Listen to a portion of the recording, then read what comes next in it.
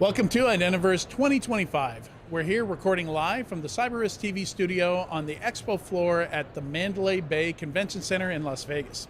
I'm your host, Adrian Sanabria, and joining me for this interview is John Pritchard, CEO at Radiant Logic. Welcome to the show. Really glad to be back at Identiverse. Great event this year. Thanks for having me. Yeah, it's my first Identiverse, and I've been in cybersecurity since 2001, but very quickly becoming humbled, realizing how many acronyms I don't know. Right. You know, just how much stuff is going on in the identity world that I am just I need to catch up on. You know, so I'm drinking from the fire hose right now. I feel you. Yeah. I feel you. Even as practitioners, we go through the same thing. Yeah, so I found it interesting that identity security is a new term, right? I'm like, when was identity not like a key part of security? When I built my first SIM in 2004, we absolutely had Active Directory data in there. We had identity data, but I'm not sure that we used it effectively back then. Like, there was no correlation. Like, it was still an analyst manually trying to figure out, okay, who's logged onto this laptop, right? Yeah, I mean, identity sort of began as a productivity play, right? It was trying to help your employees get access to the apps that they needed. And it isn't until that became like a threat vector that we really sort of moved it into the security space. And it definitely is there right now.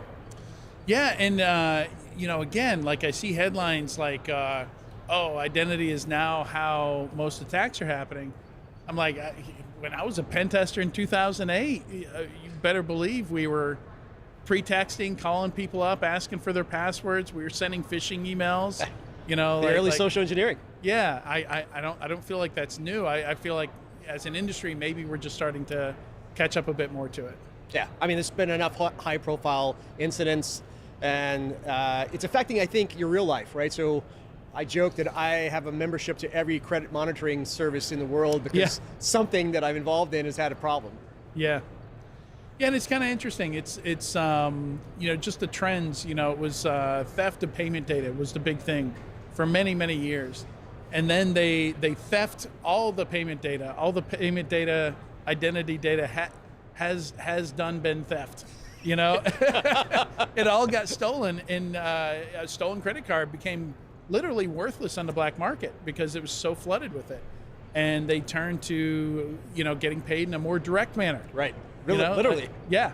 BEC and ransomware and things like that. And still, the best way in to do that is typically through a person, through stealing their credentials. We see a lot of info stealers are real big. Info stealers on Macs, no less.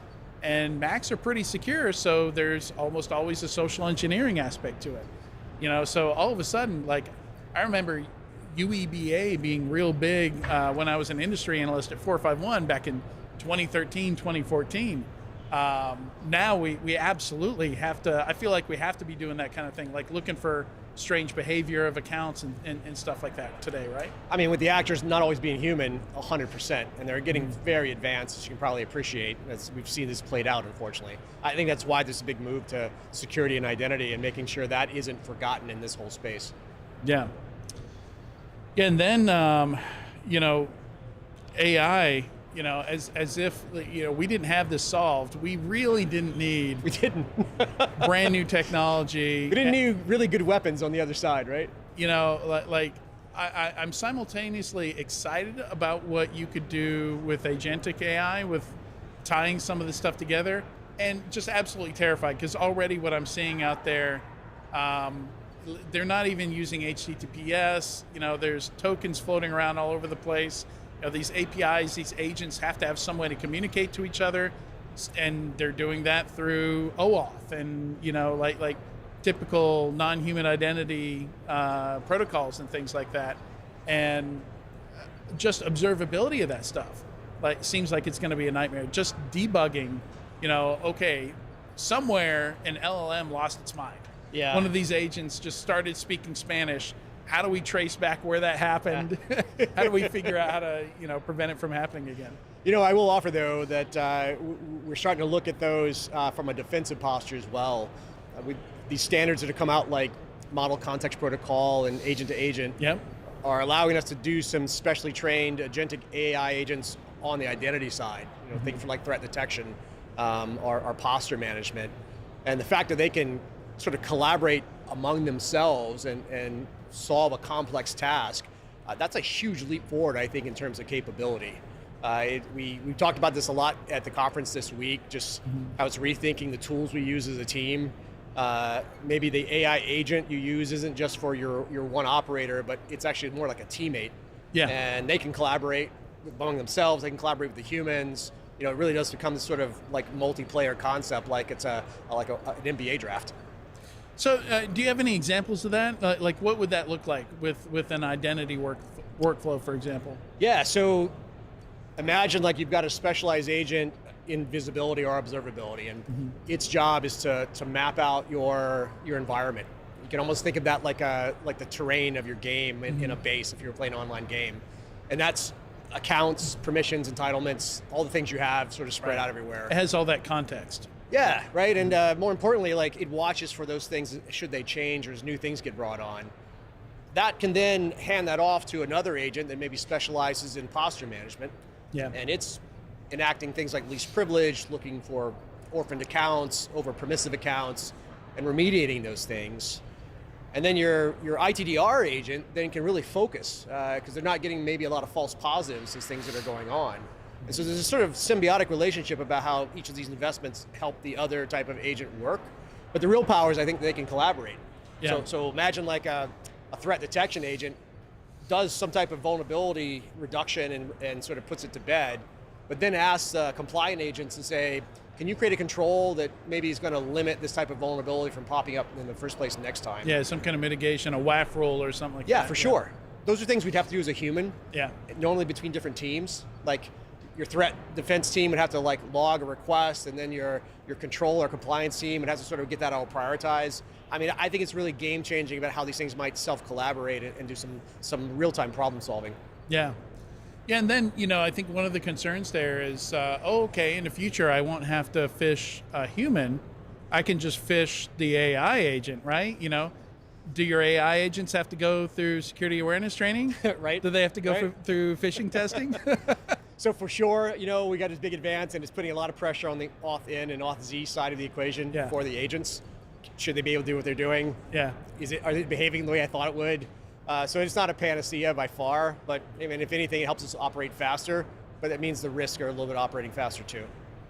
Yeah, and I think I do like the agentic approach, this kind of idea of specialized agents better than, like, before that was proposed, we were just talking about like a single God agent, like this, special employee that knows everything about the business.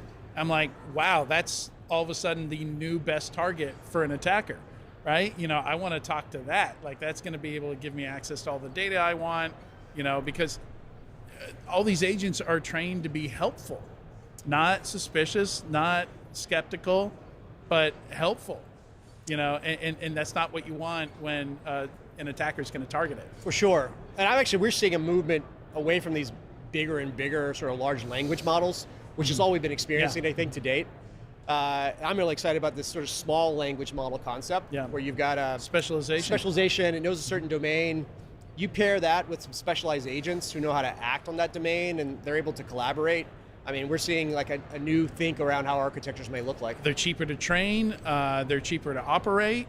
All of a sudden now you can have more private stuff. You don't have to use a service that's running in a data center, consuming a quadrillion gallons of water a day to cool all the GPUs. It can run on a laptop, it can run in a browser tab, it can run on a phone. So yeah, I like it. Also, these general agents, that's one of the big challenges of having like a virtual support agent based on ChatGPT, is you need it to be able to answer these 300 questions that are in your knowledge base. But it can also tell you who the 37th president of the United States. You don't need it to do that. You don't need that. So why pay for that? And it's expensive to put the guardrails on there. Yes. Now you've got to do all this AI red teaming and prompt injection protection. And it's kind of funny that the future's dumber AI, right? Dumber agents. Like after all this hype, like AGI, no, actually. I don't need that. actually, we don't need that. We want to move in the other direction. What's super exciting is a lot of innovations happening in the open source community. So you're watching these models develop. that you can specialize a little bit yourself as an organization. Llama, Mistral, exactly, exactly. And I'm really excited about that because, I'm watching like communities like Hugging Face where you've got model developers and data owners try to collaborate in the open. But speeding development so much.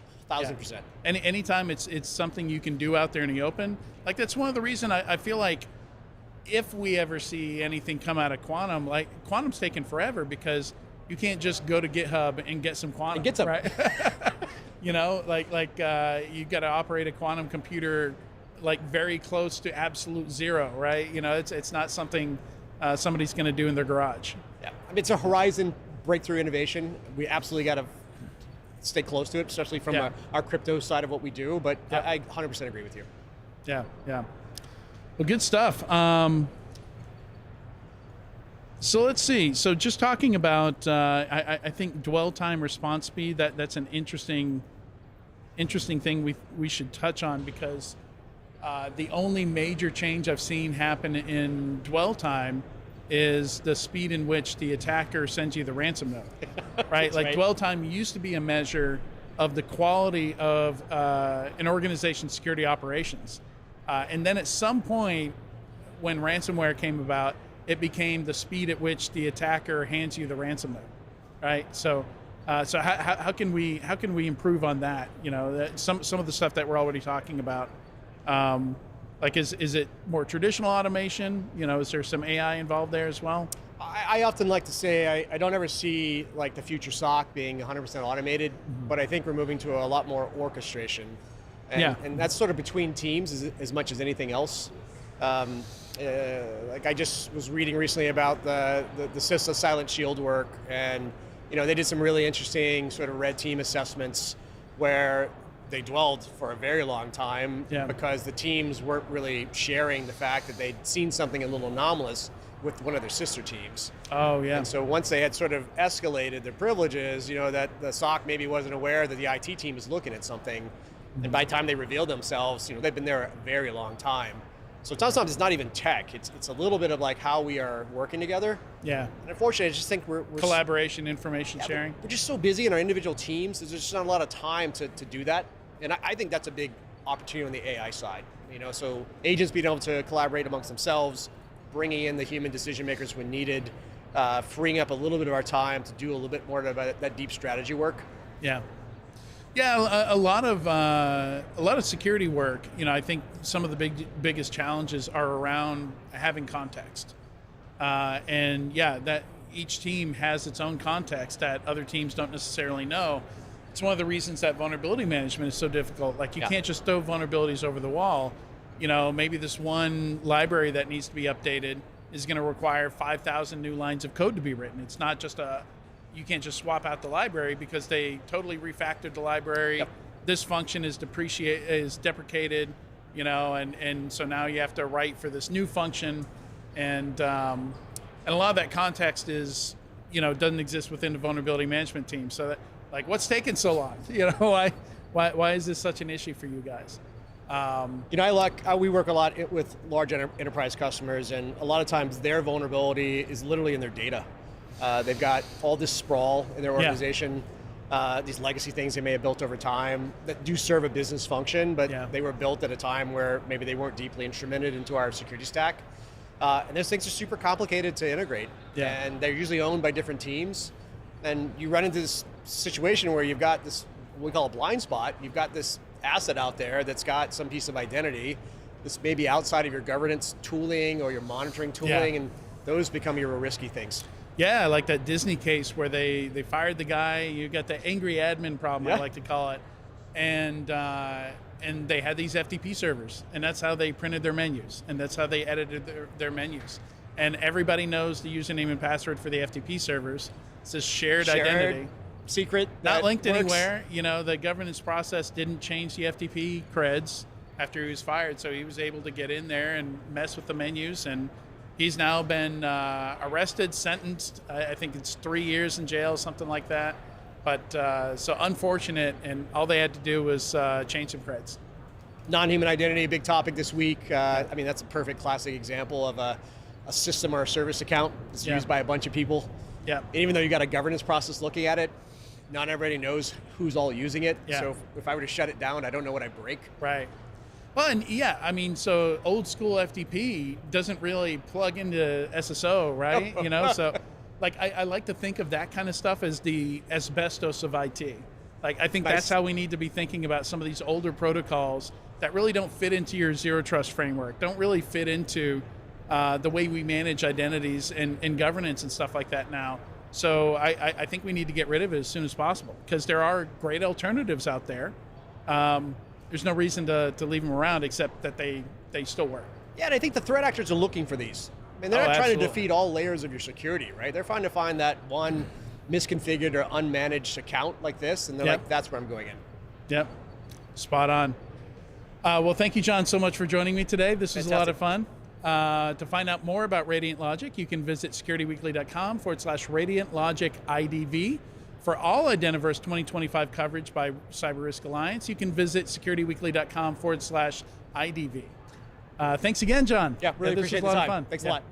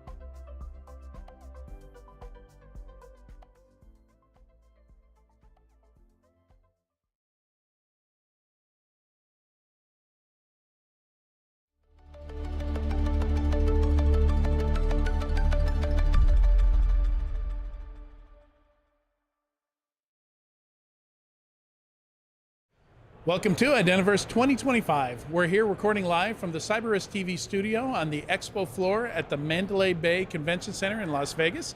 I'm your host, Adrian Sanabria, and joining me for this interview is Amit Masand, founder and CEO at IDMEXPRESS. How are you, Amit? Good, how are you? Good. Excited to have the conversation. Yeah, absolutely. And, thanks for having us. Identity is new for me. You know, this is an industry I never really covered. When I was an industry analyst, we had another analyst that covered identity. Okay. So I'm learning how behind I am.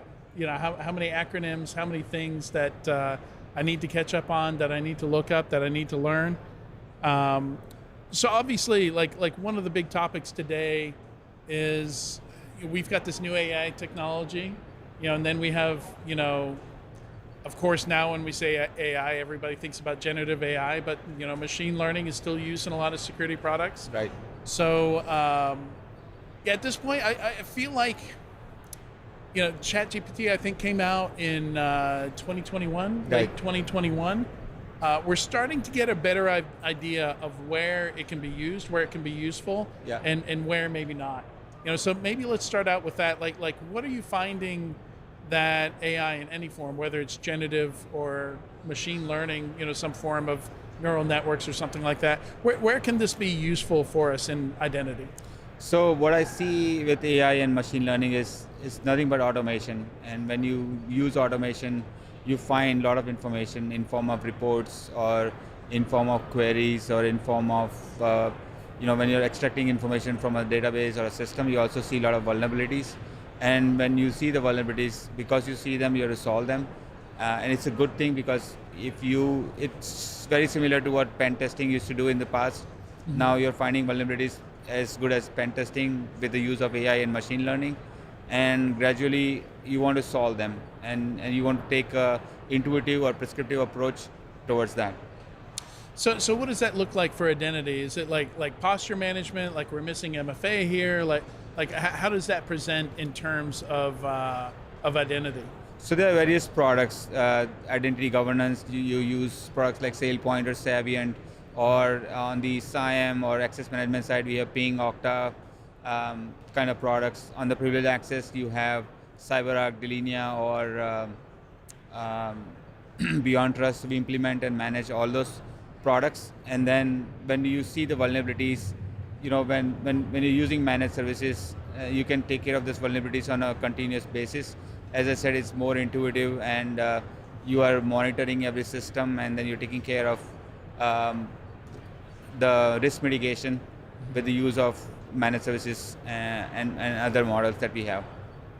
So you describe it as you know, this is just another piece of automation, right? You know, Yes. So is the idea to use it as kind of like a 24/7 monitor, you know, Correct. a security guard that's just watching, monitoring for things, and maybe taking care of things when people are sleeping, when people otherwise might be tired, don't have time to, Yeah. right? Yes, I think it's a great question because a lot of times, you know, everybody's involved in 8 to 5 kind of a job, and what do you do after 5 o'clock? And that's when we come in and we help the clients on managed services. So we are a managed services organization focused on, you know, supporting identity platforms for clients in various ways, and one of them is providing 24/7 managed services for our customers. Yeah, and you know, managed services traditionally, like you're concerned about margins. You know, how many people, like if you have to have a follow the sun model, that kind of thing. So one of the things I'm looking for in the market is if managed services can find a way to use this technology. Like I think that's going to be an early indicator of whether or not this technology really is useful or not. You know, because the managed, it seems like the perfect use case. Right. Managed services, like it's hard to find enough people to staff that. You know, and you want to staff it 24/7. And if AI can help there, I feel like we're going to see all the managed services, all the MDR firms using this technology a lot. Absolutely. I think it helps the customer, even with the business continuity, the models, and you know, it's with there's so many technology coming in, the newer products coming in, you need somebody who can, who you don't have to pay like 40-50% premium, who are available to you after 5 o'clock in the day, or even during the daytime. and they're available for you all the time. So it not only helps with the resolution of issues or vulnerabilities, but it also helps you run your day-to-day operations, business as usual, BAU kind of models. Yeah. So a bit about on-prem to SaaS. That journey. I feel like that's been a constant journey we've seen organizations have over the years. Yeah. SaaS has not been as closely monitored, I feel like once we move from on-prem to SaaS. Mm-hmm. So just tell me a bit about like what are you guys doing for organizations that are in that journey, in that migration journey? So as a partner to many different companies, we feel that migrations can be done in like a couple of ways. One is migration of the data, the structure around the existing applications, the integrations and everything else to cloud, and then transferring that data. The second part is doing a greenfield SaaS implementation and adjusting your processes based on the SaaS solutions. And I feel the latter is the better part, where better option. You should probably go for the greenfield implementation, because migrations could be tricky in large, complex organizations, enterprise organizations, even in mid-market. Those can be very tricky. Yeah, for sure. Yeah. And then just the role of identity services, identity as a service, from a services standpoint, as a managed service, like what kind of, do you find a certain part of the market really needs this? Tell me a bit about what your customers look like. Are they large organizations that still need some help? Are they mid-market where they don't have the IT staff, they don't have the security staff? What does that look like for you guys? So any client hiring managed services provider is a very complex point, because some companies are experts on a specific product, and you want somebody who can take a look at managed services from the holistic approach. So you have one throat to choke, and that's what we provide. We provide managed services on IGA products. We provide managed services on PAM or SIAM solutions. So we want the customers to reach out to us and ask us those questions, so we can provide. As far as the customer goes, it could be a large retail organization that we have, or a large financial organization, or even it's the smallest company who are just using a couple of use cases. For us, all the clients are important, and we see this managed services growing rapidly with the holistic approach that we have, because we provide services for almost any product under the sun in the IAM space. Yeah. So I should have asked that up front. Got a better idea of everything that you do provide for organizations. But I imagine and it could be different from organization to organization. Like maybe you do almost everything for one organization. Maybe for another organization, they're fine, but they want to add PAM, but they don't have the people to manage that component.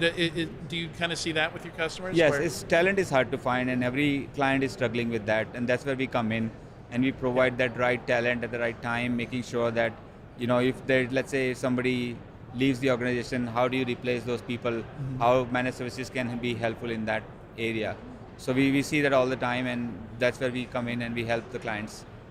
Do you prefer a particular technology or vendor? Like you prefer to work with Okta and Saviynt, or is anybody fine?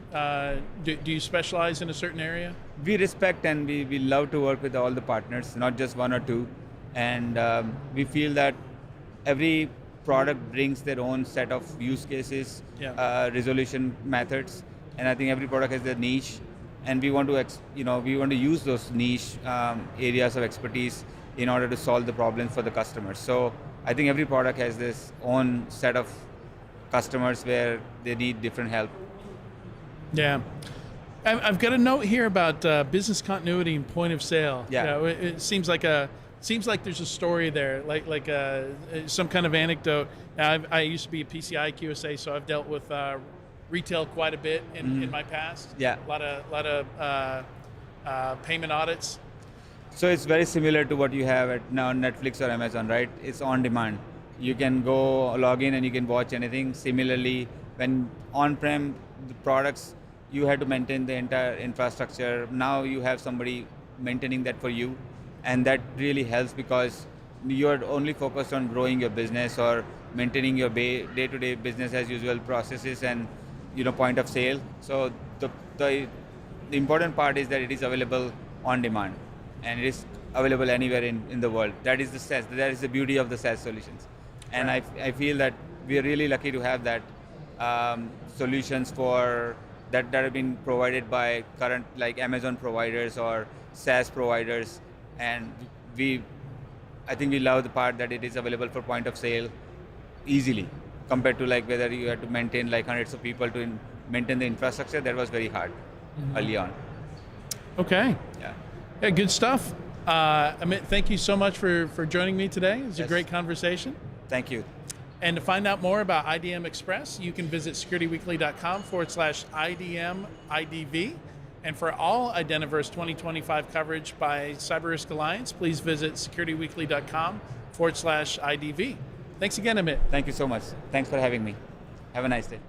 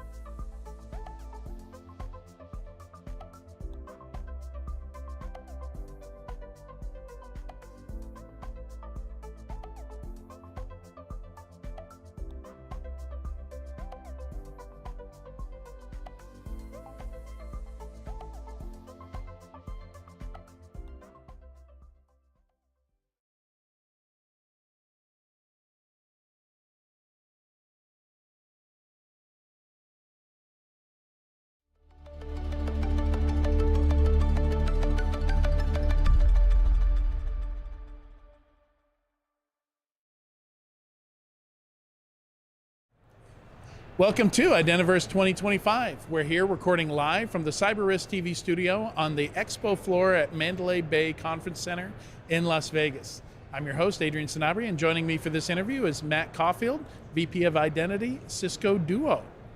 Adrian, good to be here. How you doing? Pretty good. A little sweaty. I feel like I've been running over this place all day. So Yeah, it's better than August, right? If you got to run around? Yeah, if you had to go to Vegas, yeah. It's I've been looking at Black Hat, and Mandalay Bay is completely booked up. Four Seasons completely booked up. I really don't want to have to Uber every day. Yeah, when I was a startup, we had no funding. I couldn't get a hotel on the Strip, and we had to go to Black Hat. I wound up at a Holiday Inn, 3 blocks away. I'm sure was a that journey. was lovely. The people I met, the temperatures, the whole thing was an experience. Yeah, I bet. So some interesting topics here. Identity is not my typical thing. So I'm learning a lot here. I'm kind of drinking from the fire hose. Kind of a fish out of water here. I mean, I wouldn't say fish out of water. I've been doing security since 2001, and identity's always been part of that. But I don't know all the acronyms, and yeah, there's some interesting stuff going on. So our first question, we've got 13 minutes and 20 seconds left, just to throw that out there. If you could redesign IAM from scratch, what would it look like? Go. Okay, I see why the time was important. So redesign identity from scratch. I think there's a few key problems that we're bumping into now.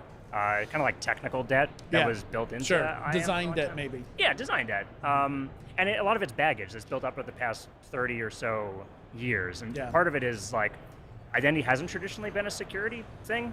It's mainly been there for productivity. The reason why we did single sign-on was so that you got to sign in once and then you got to work. And less wasted time for employees. Right. I think the realization now is we should have thought more about security from the outset and had security goals in addition to productivity goals. Yeah. And so I think we're now paying for that by having to bolt on and add back in a lot of the things that are missing. I'd say it's that. And the other one is that keeps me up at night is authorization. So how do I know who should have access to what? A lot of that's pretty coarse-grained today. A new employee joins an organization, what do they have access to at the application level? But what should they be able to do within the application? And if they start spinning up agents from an agentic AI perspective, what should those agents be allowed to do on their behalf to accomplish their goals? That whole set of problems is a big rabbit hole that I don't know if we could have fixed it even if we knew all this was coming when identity and IAM was invented, but there's definitely things we could have done better from a security perspective at the very least. Yeah, I mean, SaaS has been a thing for a long time now, for 2 decades.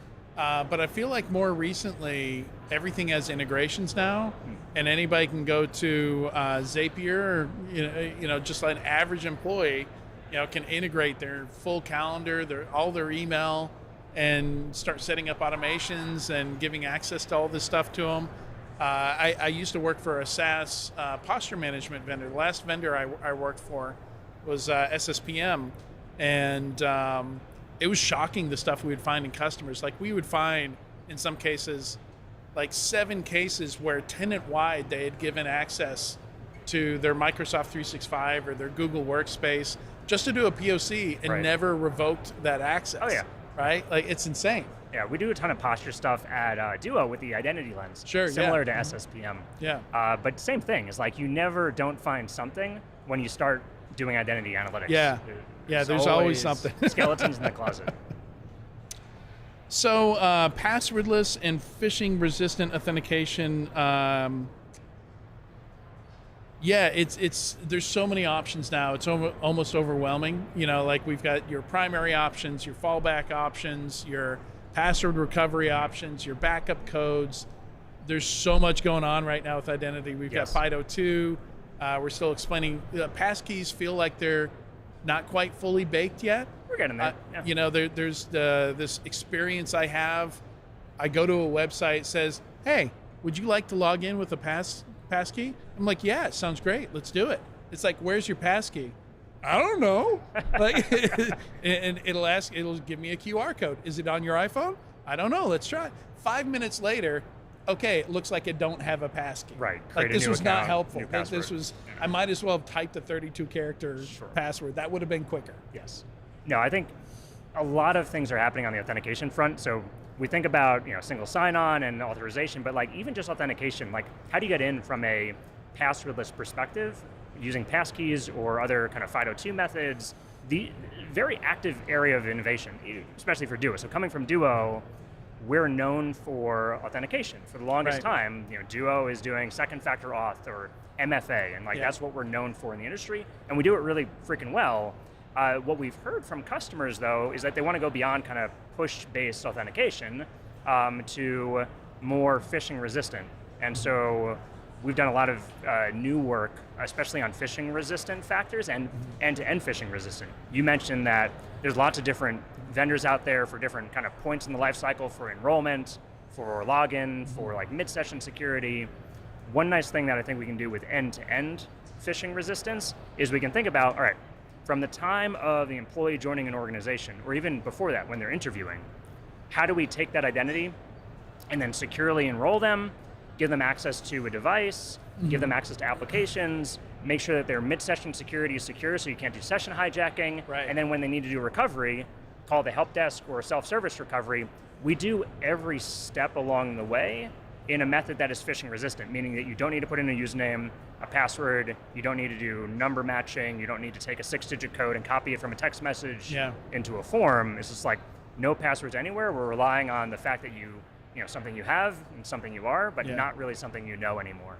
Yeah, because that can be phished, that can be social engineered out of you. Yeah, it makes sense. But yeah, how do you make that transparent, but also make it clear to me whether or not I have a passkey, and if so, where that might be stored, so I'm not... Yeah, it's a huge problem. So I mean, we integrate with passkeys in that we let customers use them, but they're kind of inherently not quite enterprise ready yet, and so we offer alternatives to passkeys with other factors that are just as secure, or rather more secure, because they do have the controls around them for where they can live and what devices they're tied to and how they can be migrated between devices.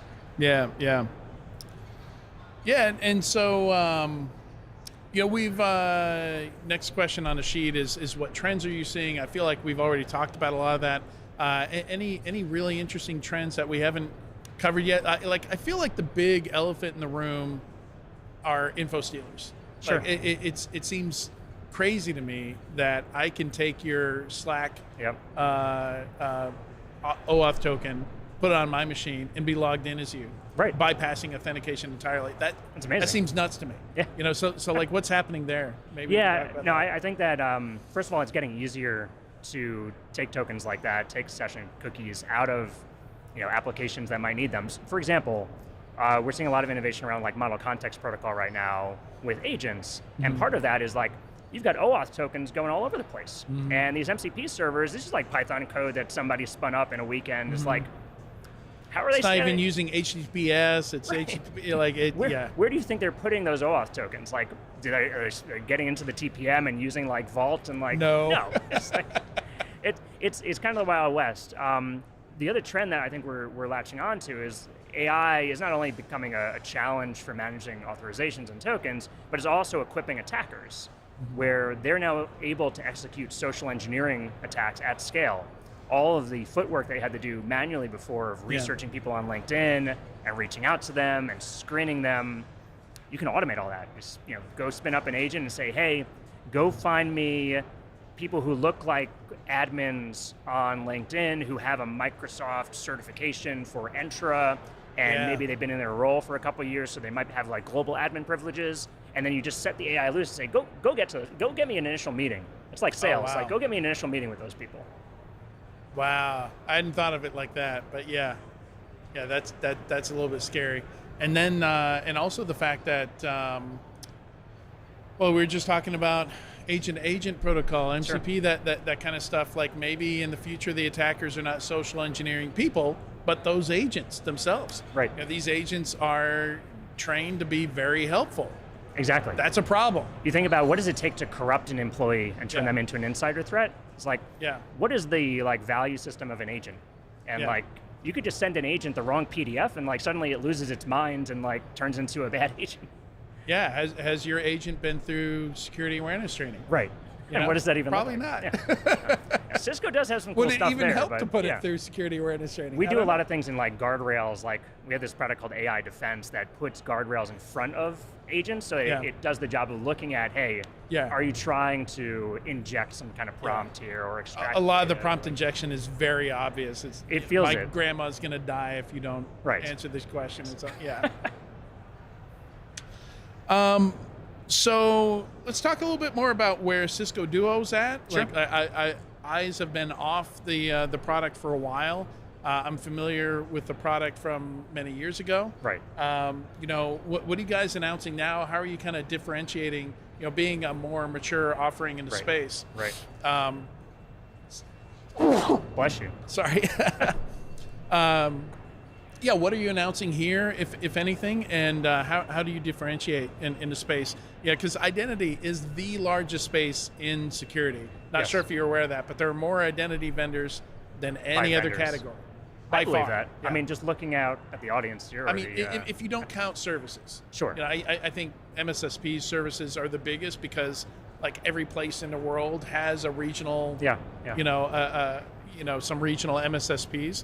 But product security. Sure. You know, product vendors, identity is the biggest. Yeah, I believe that. That makes sense.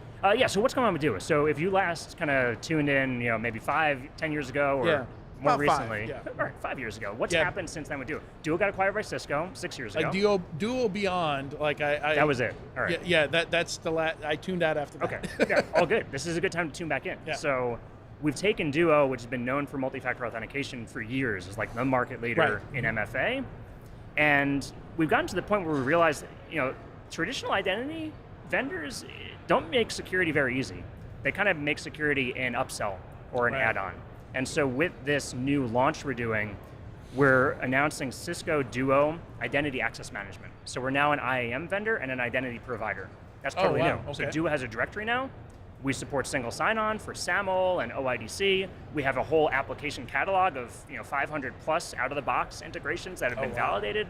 So it's very much competitive as a full-stack IAM solution, so that when you're choosing, like, hey, should I go with an IAM vendor that is optimized for like workforce productivity or more for security, we give you that option. So this is a security-first IAM solution. It's secure by default. All the security capabilities are built into the base tier, so you don't have to pay extra for them. That's really big.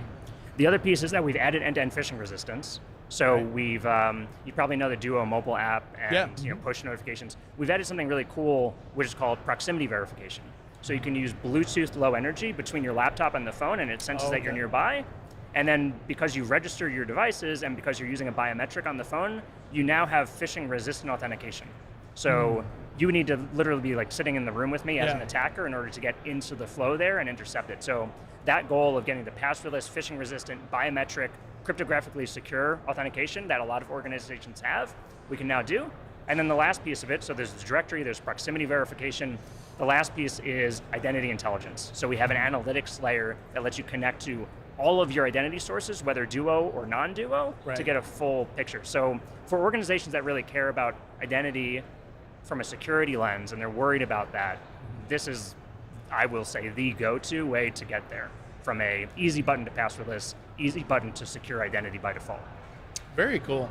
Yeah, that feature kind of reminds me of my Apple Watch. If I take off my Apple Watch, it's going to lock and require a PIN to unlock.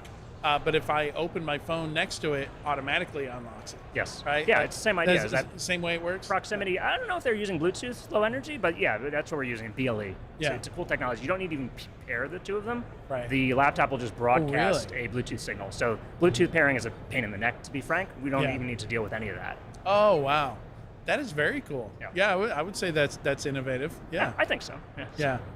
Yeah, that kind of, those kinds of, one of my favorite roles was in product, and it's great when you find those features that are just delightful, just delight the customer. I think it is. And it's just intuitive. And I mean, sometimes in security you have to explain a little bit, like passkeys are sometimes too easy, right? And makes people uncomfortable. They're like, wait a minute, I have to enter a password or it's not secure, right? Like, Not quite. yeah. So I think, maybe people need to get a little used to that. No, I think it's intuitive. Like you imagine you walk into your office, you sit down at your desk, you put your phone on the table, you open your laptop, and like you're logged in. You're ready to go. Yeah, that's it. Yeah, Pretty that's simple. great. That's awesome. Yeah, good stuff. Thank you again for joining me today. Fun conversation, and yeah, thanks again. To find out more about Cisco Duo, you can visit securityweekly.com/Duo IDV. And for all Identiverse 2025 coverage by CyberRisk Alliance, you can visit securityweekly.com/IDV. Thanks again, Matt. Thanks, Adrian. Good to be here.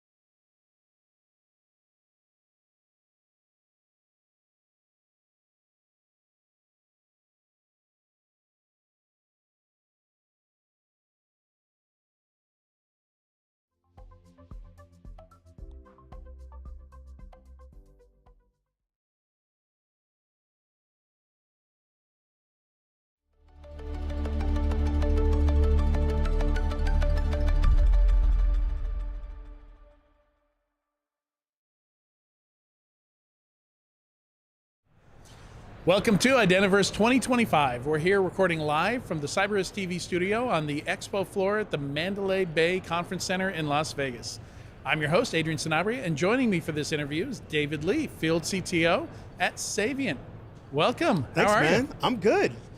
Got my steps in because it takes forever to walk over here, but feeling good. Yeah. Yeah, well, I think we've both been doing a lot of recording. Yeah, a lot of recording today. So jumping into it, this is not a term that I've heard before, but first of all, maybe just a little bit about what Saviynt does, and then we'll go into it from there. Yeah, man. So Savynt's an identity security platform, right? It's the new buzz phrase in identity, but started out as IGA, right, as Identity Governance Administration, but since has then grown to be a unified platform that allows customers to solve their identity problems from privileged access management, just-in-time access, SOD access controls, governance, that whole kind of cycle. That's what we do. We provide it to them in the cloud, helping them transition and handle all these identity problems that they have all in one platform. Yeah, and I remember as an industry analyst over at 451 Research talking to Saviynt in the early days, like 2014. Yeah. And just the other day, I hear nothing but good things about Saviynt. That's awesome. Just yesterday, somebody was raving about how nice the UI UX is. So I'd love to hear it. Yeah, listen, it's a lot of hard work went into making sure we did that. Here's the interesting thing about Saviynt. I used to hear about them a lot. I've been in the industry for 20 years. That's where all the great comes from. Listen, I'm older than I look, folks. There we go. But one of the things I always gave them credit for is that the leaders of this company had a vision of today 10 years ago, right? They knew that this swing was going to happen, that would consolidate back again, and that customers wouldn't want integration and best of breed tools and pay all that. They wanted to have everything in one platform, and that the whole cloud thing was really going to be where it was going to move.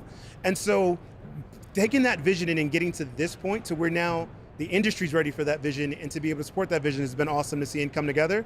And that's one thing that with all that, we still kept that kind of startup mentality of, hey, let's get to the customers, what are your pain points, let's fix it, let's keep it evolving and keep it going. So it's been really fun.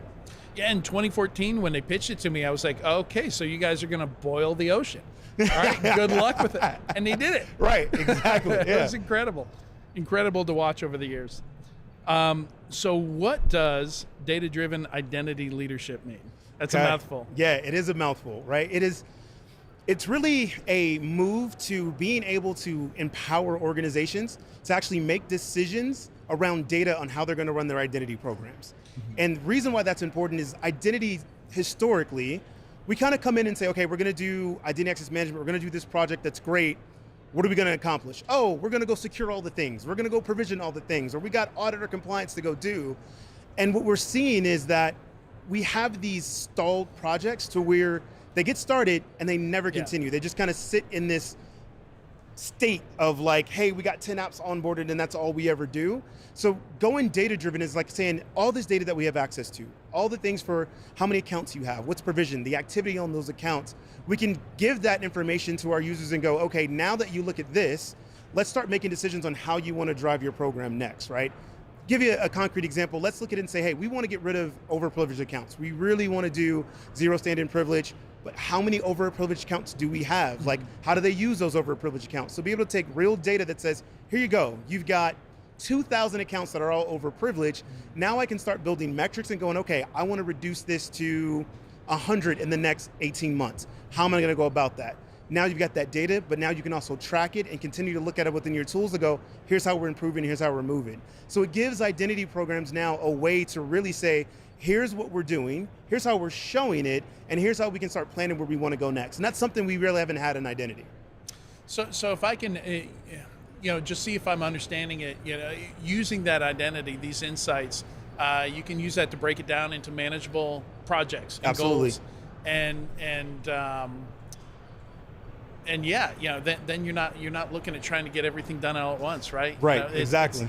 Because without that data, maybe it's not clear what you should do next, or how to break it into something you can get done 90 days at a time, 30 days at a time. Right. I've seen plenty of these projects. When I was on the enterprise side, every project was an 18-month project. Right. And they all failed. Exactly, right? But also to that point, it's also we always got to answer the ROI question, right? Or that question when it's your boss comes in and goes, hey, so we spent $3 million. what did I get? Where are we at, right? And so identity has always been hard. It's like, oh, well, we did these things, but it's like, but what does that mean? What did that do to the organization? And we still have all these problems. Right. And so now, like, having that data, it goes, okay, listen, where we started was, it took us 2 weeks to provision an account, right? Now we've reduced that down by 50%. And now we're gonna onboard these applications because this is gonna allow us to reduce that by 30%. Again, now you're having data conversations, and once you can have those, right, you can map that to initiatives within the business. You can map that to higher level goals. Like, so you can talk to the CISO about, hey, you wanna reduce risk this year. What are your main initiatives of where you want to reduce risk? We can align to that, and then we can measure by that, right? So it's having a different conversation that, again, like I said, in identity, we really haven't been having. It's been a struggle trying to like define what success is. This just gives us a way to go, this is success, and this is what it looks like, right?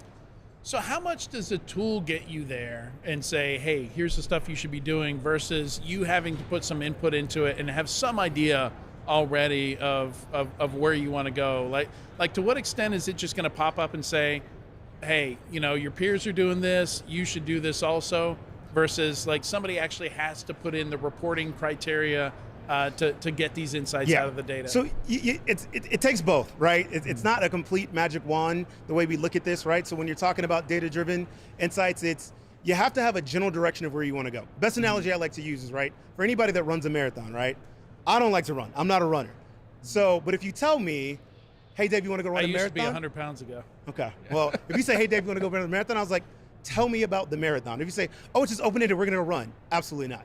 I need to know how far is it, where we're going, and where's the end, because how do I know to measure how far I can go? Because if you tell me we're going to go run, you know, I don't know, 10 miles, but every mile we get a beer, I'm like, I might be in for that. Because I can just tell myself, okay, every mile I can go. But the point is, you know how far the end is, you know how to measure it, right? So bringing that back, it's really about saying, okay, now you can look at this thing and say, I can measure how far I want to go. And I can bring those data insights and say, all right, this is going to be about 10 miles, and I'll track it this way. Yeah, and it does seem, at least in my experience, that the length of the project, like how much, you know, breaking it down into something, like you just lose people, man. You do. Like the motivation goes away, other things pop up, competing priorities. Like and I don't know what that magic length of a project is, like exactly what that ideal. I don't know if it's 47 days, you know, but it's not 18 months. I can tell you that. It's not 18 months. It's not 18 months. And listen, so having a general idea of what you want to accomplish, and then, you know, feeding it some data to help you make those decisions is helpful. But also, you have to realize that with identity, it's not just a straightforward project, right? It is a program, it's an ongoing thing, but being able to break it down into those chunks to where you can say, okay, look, we're gonna do this much of a sprint, so maybe we'll say for this one, the magic number is 47 days, we go, hey, every 47 days, this is what we're gonna do. And at the end of 47 days, hey, we can have success, we'll have a party, ice cream, cookies, whatever we wanna do, and then move on to the next 47 days, so. Yeah, and that's one of the original reasons I moved into consulting and out of the enterprise is that sense that, oh, we completed something never happened. Right. And especially in security, like we would have all these 18 months projects and almost all of them would fail. And it was just really, it was depressing. It felt like we were never getting anywhere. Exactly. No, that's hard, man. Like, so, people like to win, right? It's huge for morale. It really is. Yeah. So yeah, we've been talking about using the data to identify gaps and opportunities. I think that's a lot of what you're going to do with that data-driven approach. And then we talked about the length of the project. How do you measure this? How do you measure success with some of this stuff as well? Maybe talk about that a little bit. Yeah. So part of it is really working with the customer in the beginning. Go, okay, let's help you define what that looks like. Mm-hmm. The best thing we like to see is really time to value, right? Like being able to get in and say, okay, which data can you look at that actually gives you something actionable? Like I'll give you one of the examples, like with our customers that we've been working with, right? They were able to see actionable insights within like 30 minutes of, you know, deploying a solution, getting in data, and they're like, oh wow, like here's this data, here's these findings, we can actually go do something. This would have saved us hours if we had to do this manually, right? Right. So we really kind of focus on that in the beginning, like what again, quick wins, like for those of us that have been in consulting, we always look low-hanging fruit, right? What's the first thing we can go do just to say, hey, here's what this looks like and get that little bit of success? So the main focus is really, in the beginning, time to value. What's the biggest thing that you're struggling with today? Yeah. Let's look at that and understand how can data help you make a better decision here? And then let's go after that, show you that you can have success here, and then start building from there. Yeah, alleviating those pain points. Yeah, so let's jump. I love stories. I love anecdotes. Dude, I got thousands of them. Thousands of them. So yeah, a real world example where data insights led to, so basically what you were just saying, major improvement or transformation. Yeah. Yeah, and we've seen that a couple of different times with some of our customers that we work with as we start taking this approach, right?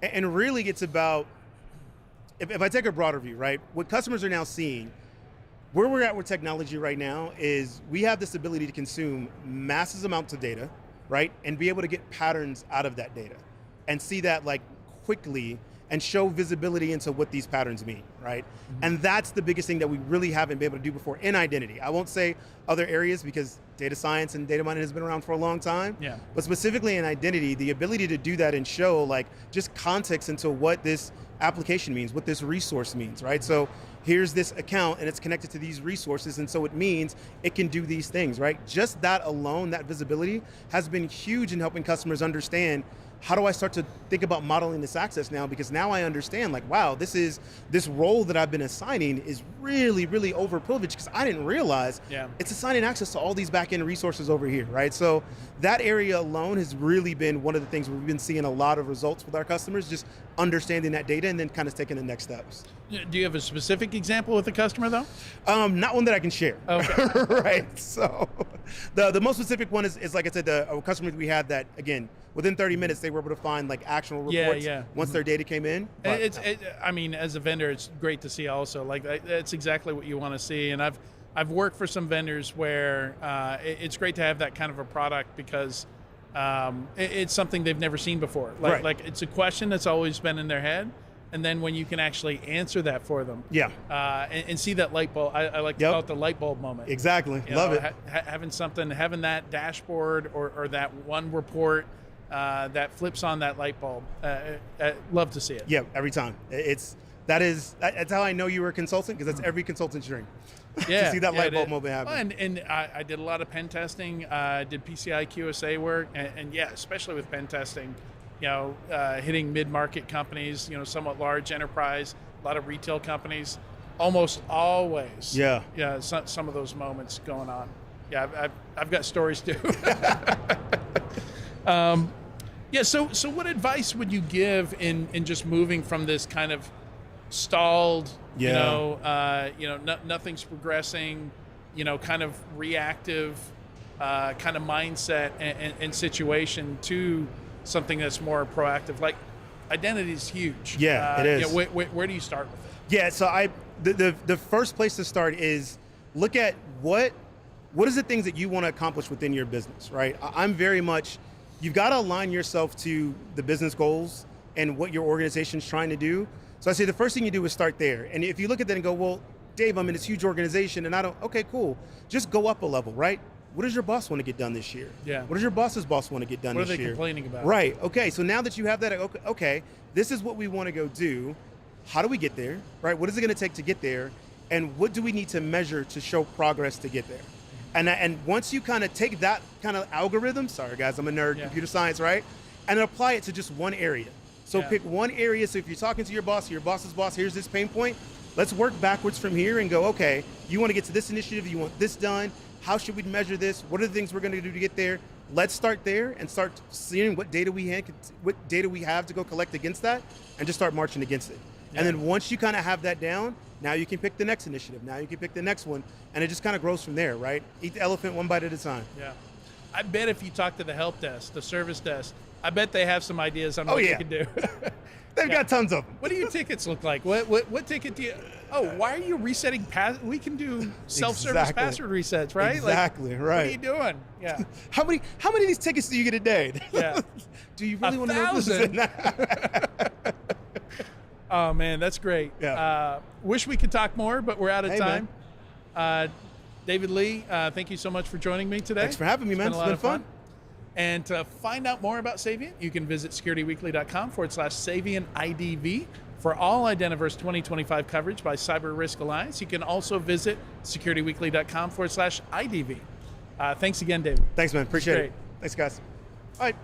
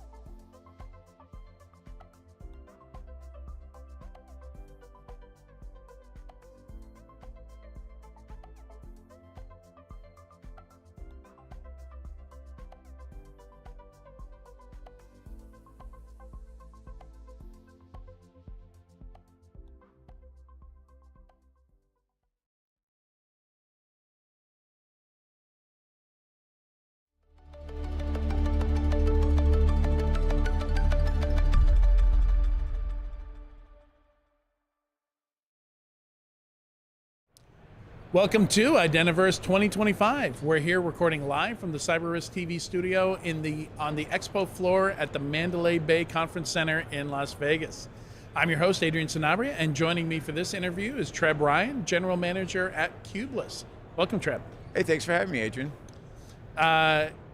Excited about the conversation, especially because you're giving away free stuff. Yeah, I know. It's we're kind of excited about that too. I've been looking around the floor, and it seems like we're the only ones who are doing this. So It's always nice to have a little space to yourself. It's also nice that we think there's a real reason this needs to be free for people, and there's a lot of opportunity when you allow people to start using ID in their businesses and in their organizations. It doesn't have to be just a business, where they start using single sign-on and multi-factor authentication. So before we go too deep, what's free? So what are you giving away? The basic free offering from us is what we call Cubeless Verify. It was part of our product that was doing the remote workforce. And we realized this was the area that people were most interested in. It was where it had the most pain points. Yeah. And Cubeless Verify is very simply a single sign-on multi-factor authentication system that you go in and sign up for right online. You do it today after you hear this video at cubeless.io.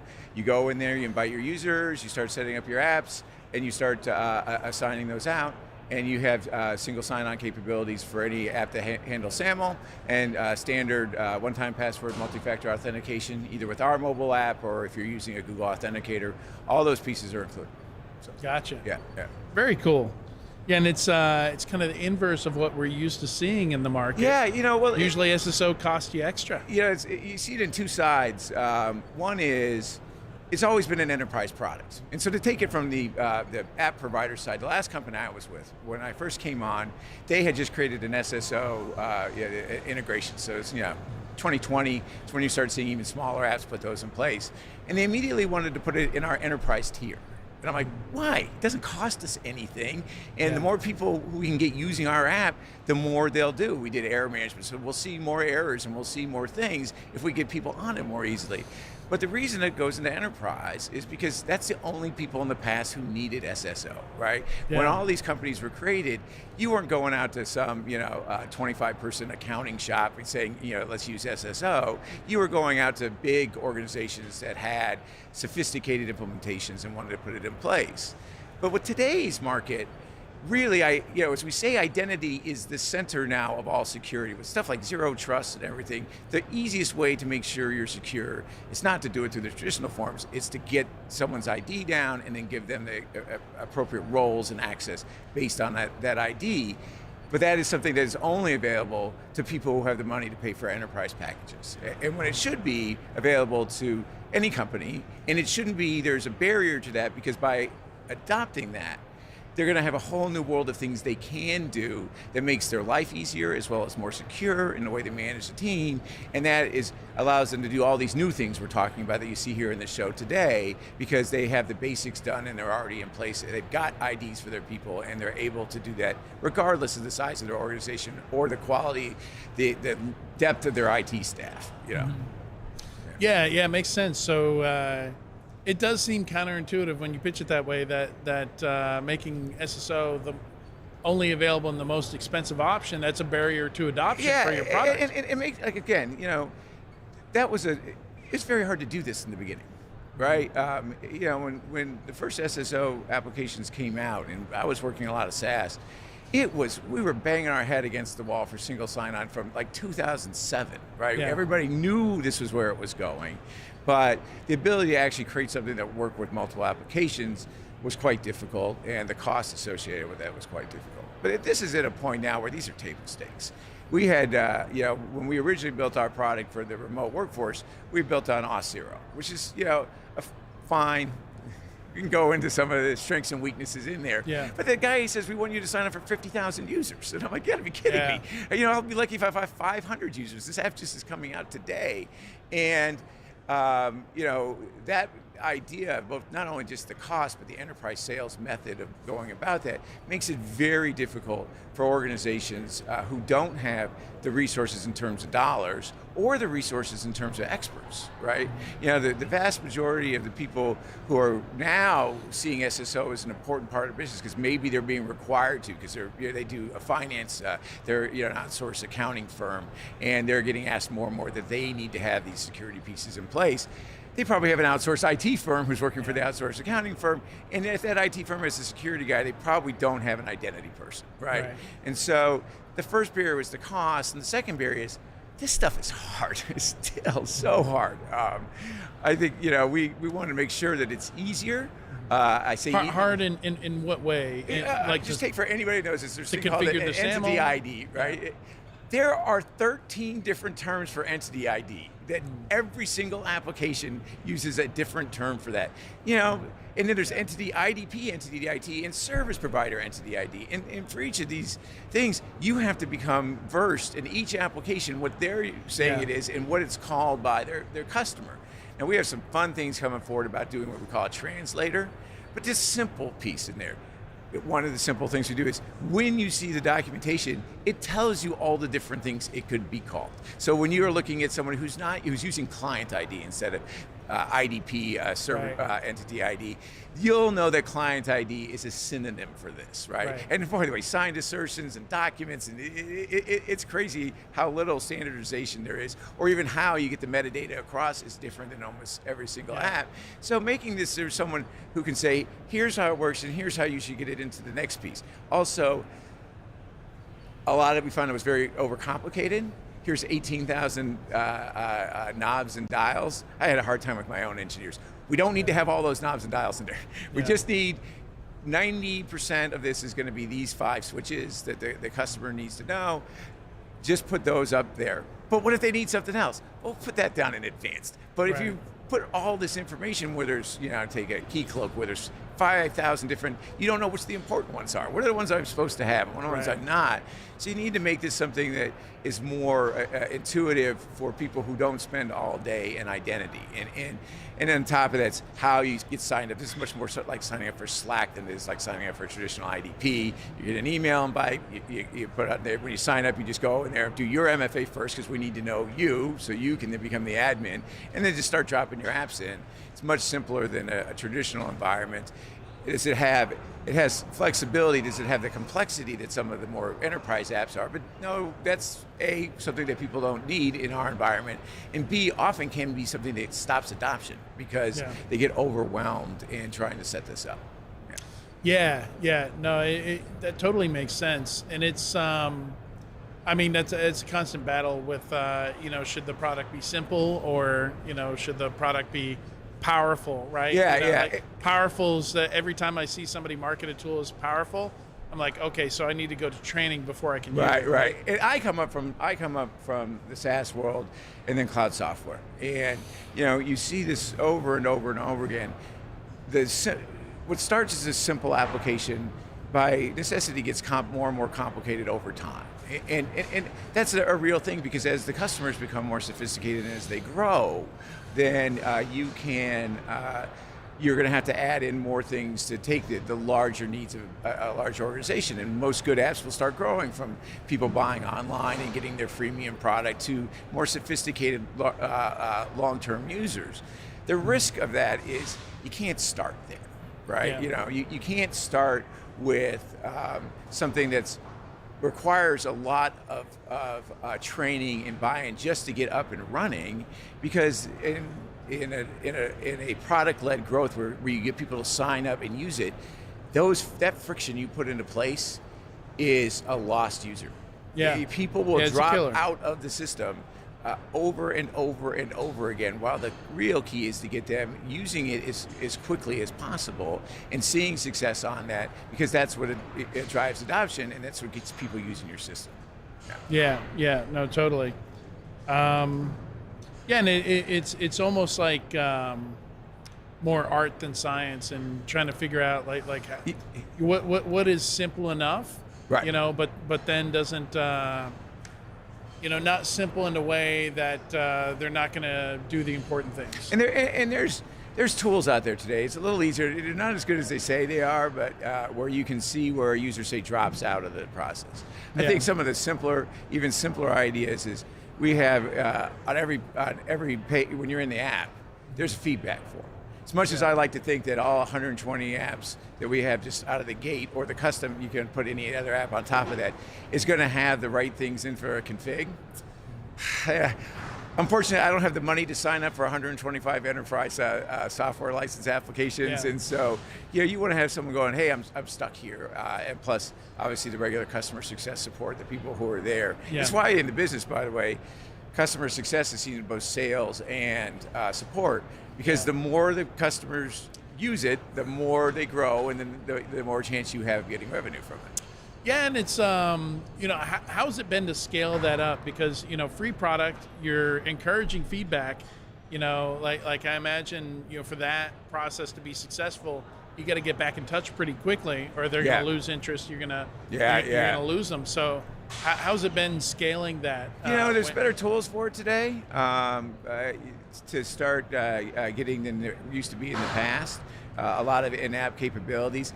I won't tell you how it's worked on this one so far, but I can tell you how I've done it in past ones, and it works exceedingly well. The better you can respond and help the customer get to they want, it is the closest thing to magic. If your success rep is calling them and not talking about upgrading, but just saying, here's how you can use this more effectively, the relationship changes fantastically, because they look at this as, we're helping you do this more. Now, when you do it more, we're going to get paid more in the long run, whether it's conversion ratios or if you have someone who's on a paid plan where you can go up to it. So you have to have that capability, but it's not as overarching, it's not as tough as it used to be. And, we're a little early on for us, but there's obviously a bunch of new tools around AI and those pieces where on our application, AI is used to create automated configurations.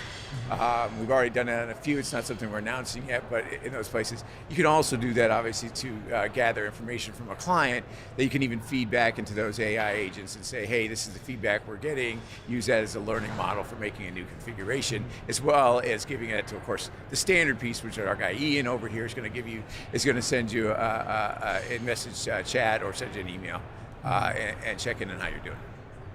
So if this the base product is free, what is the monetization strategy here? And I ought to say it is going to continue to be free. The single sign-on, and what we see as core elements around that. Sure. So, example, our authentication right now is multi-factor authentication. We're close to releasing a passkey as well. To me, that is a core to using the product.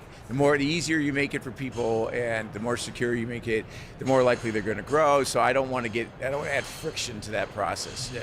You'll see us as we add more and more of these automated AI integrations. Those are going to be free. What are they going to buy from us then? I'm not 100% sure. That's the nature. One of the natures of doing a product-led growth company. We have the remote security product. We might see people move into that, but we have some ideas about. SSO costs a lot of money besides just the cost of the provider, us, the IDP, the cost of the technical expertise to manage this in your identity shop, your IT, your security people. There's also costs in adopting it and integrating with other applications. And so our guess is there's an opportunity for us to be able to reduce your costs with other applications. But that's a guess. And the best thing is, we'll know a lot more when we end up adding, with the idea is, with the free offering, we should have enough users who are actually saying, this is what I really want. And this is what I want built in, and this is what I'd be willing to actually, is valuable enough for me to pay. And we're not talking, this is something for us that looks like $5 a user, not $10. This is not identity should not get to be prohibitively expensive. I mean, heck, half the time with the SSO tax, you have to pay more than $5 or $10 just to get it into your organization. And those are things where we think there might be some opportunities, but we'll find out. I have to ask you at the next conference. I imagine with the data that you gather from that, it's going to kind of inform what direction you go in. That data is going to be It's a slow process as opposed to doing sales. You don't get to quite the revenue as fast as you do when you do sales. But if you've done this for a while and you're willing to have the patience, unfortunately we're part of a bigger company, so we're an independent division, which does, by the way, just outsourced support. It's called Mod Squad, and they have a gig people. They were one of the first gig companies all over the world who log in and do support, and it's where the original security product and where identity became so important, because you don't know where anybody's going to be logging in from. So ensuring they're them is the most important piece to doing the rest of security in the environment, and so that's why we got into the identity, those identity pieces. But that, we know where we're going to scale with that, but being able to talk to those people gave us the ideas of what we made sure we had to do for this product, from day one. Also, it was a nice advantage to come in, I've done, ground zero startups. I'm usually cloud-based software to like 10 million is where my strengths are. And I happen to have a strength in converting services into software in those places. But I will say, having done this a million times, it's nice to have been part of a bigger organization. It gives us some expertise, especially around actually security. We do have a dedicated identity management guy, and get some expectations on there. It also means that we get things like, even when we first came up with the first iteration of Cubeless Verify last year, as the bigger product, it was SOC 2 certified in 3 months. Partly because we know how to write apps that are secure in and of itself, and we have an environment that people understand how to run that environment so you can get your certifications. That's a real load off of that, because of course whenever you're doing a security product, you have to no one's going to buy you because you say we have SOC 2, but they might not buy you if you don't, even if it's free. If they're putting their identities out there, they need to be confident that this is done in an area that's been repeated before, that's gone through the types of audits necessary to get their stuff onto it. So as much as we talk about price and easy use as our primary two pieces into there, or no price and ease of use, it's got to be reliable too, and that's kind of the third tenet of the organization. Identity's pretty important. Yeah, it is. And I did the back end of a lot of SaaS applications, included the security piece on there. It can never get you another customer, but it can lose you a lot of customers extremely quickly. Sure. And it's something that you need to go in with confidence that, this is an application that was built the right way, it's put on the right types of infrastructure, and it's been proved through, even in the initial days, to go through the kind of audits that are difficult for even sometimes, mature companies. Maybe often more difficult for mature companies, because we wrote it the way to pass that to begin with, right? We understood what we were doing. Why mature companies often have to go back and change a lot of things in order to get that kind of certification. Yeah, free's great, but free also becomes a liability. Yes. Yeah. You don't want to lose that identity. We're fortunately not dealing with much in the way of PII, but that's the number one thing we know we need to protect against. But even from an identity perspective, and there is a higher level of necessity when you have a single point of entry into these things. It's why on top of just easy use for the users, you'll see passkeys. MFA is great, and for the people we're talking to, it's one-time passwords is the 99.99 when they're at nothing. It's really so much better than what they already have. But passkeys we know are even one step beyond that, right? And so those pieces will allow us to not only add additional ease of use for the user, because I think we all prefer using passkeys and one-time passwords, but it will also give the company even a greater level of feeling of security that those users aren't going to get phished or hacked. Yeah. Good stuff, Treb. Thank you so much for joining me today. It's a pleasure talking to you. I'm excited. I'm excited to see you guys soon. We'll tell you all the new things that people have started asking us for. To find out more about Cubeless, you can visit securityweekly.com/CubelessIDV.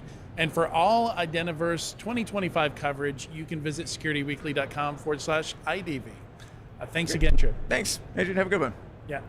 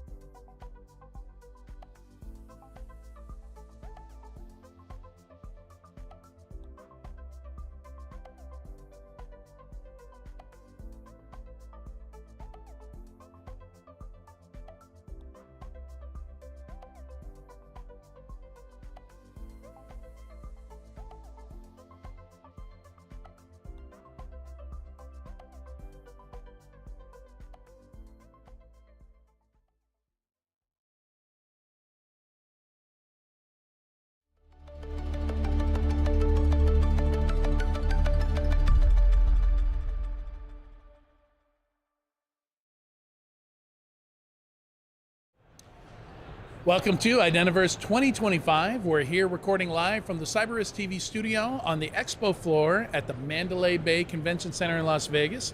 I'm your host, Adrian Sanabria, and joining me for this interview is Sagi Rodin, CEO of Frontegg. Welcome, Sagi. Thank you for having me. To be honest, Frontegg, I'm not very familiar with the company, so maybe give me a little bit of background on the company and what you guys do. Yeah, so we're a 5-year-old company based in Mountain View, California and Tel Aviv, Israel. Mm-hmm. The company is basically solving the customer identity challenge for SaaS companies. So you would have modern companies, different shapes and sizes using us, so they don't have to deal with the risks of security within their customer identity and user management, scaling it up, and developing all the features that are basically table stakes today in any modern SaaS application. So it's a B2B product that helps one of those Bs with their B2C. Exactly, or B2B, yeah. So or basically B2B. we're either B2B2B or B2B2C. Yeah, okay, got it. Yeah. Hope everybody else got it, I got it. Yeah, it will take a minute. Yeah.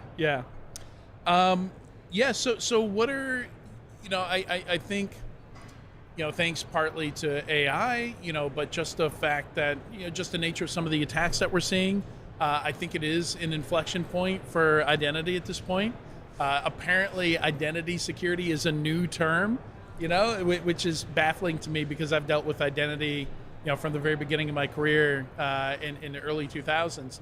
But yeah, I guess a lot of people working in identity, it wasn't as well paired with security there.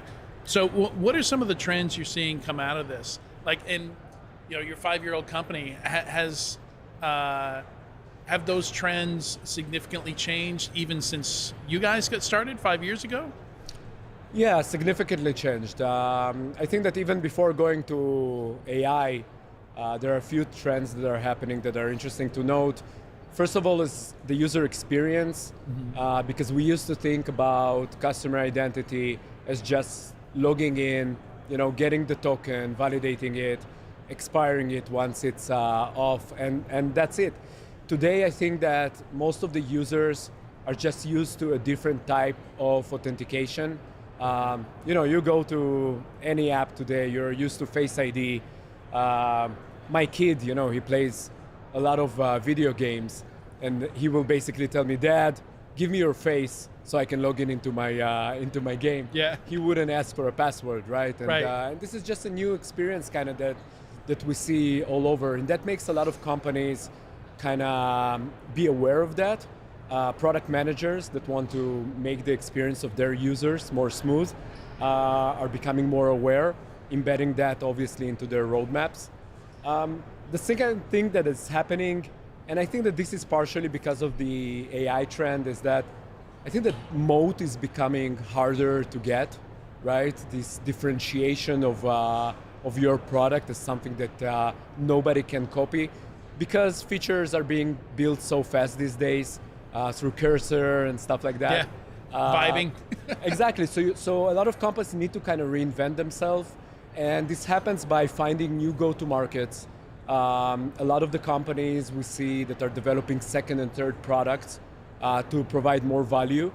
And I think that this is interesting because the identity becoming more complex. Now you need to manage identity across multiple applications, several types of users and accounts, and need to worry about their user experience, the security behind it, making everything scalable, which is also becoming the kind of responsibility for the identity providers to make it easier for the vendors to go through this transition.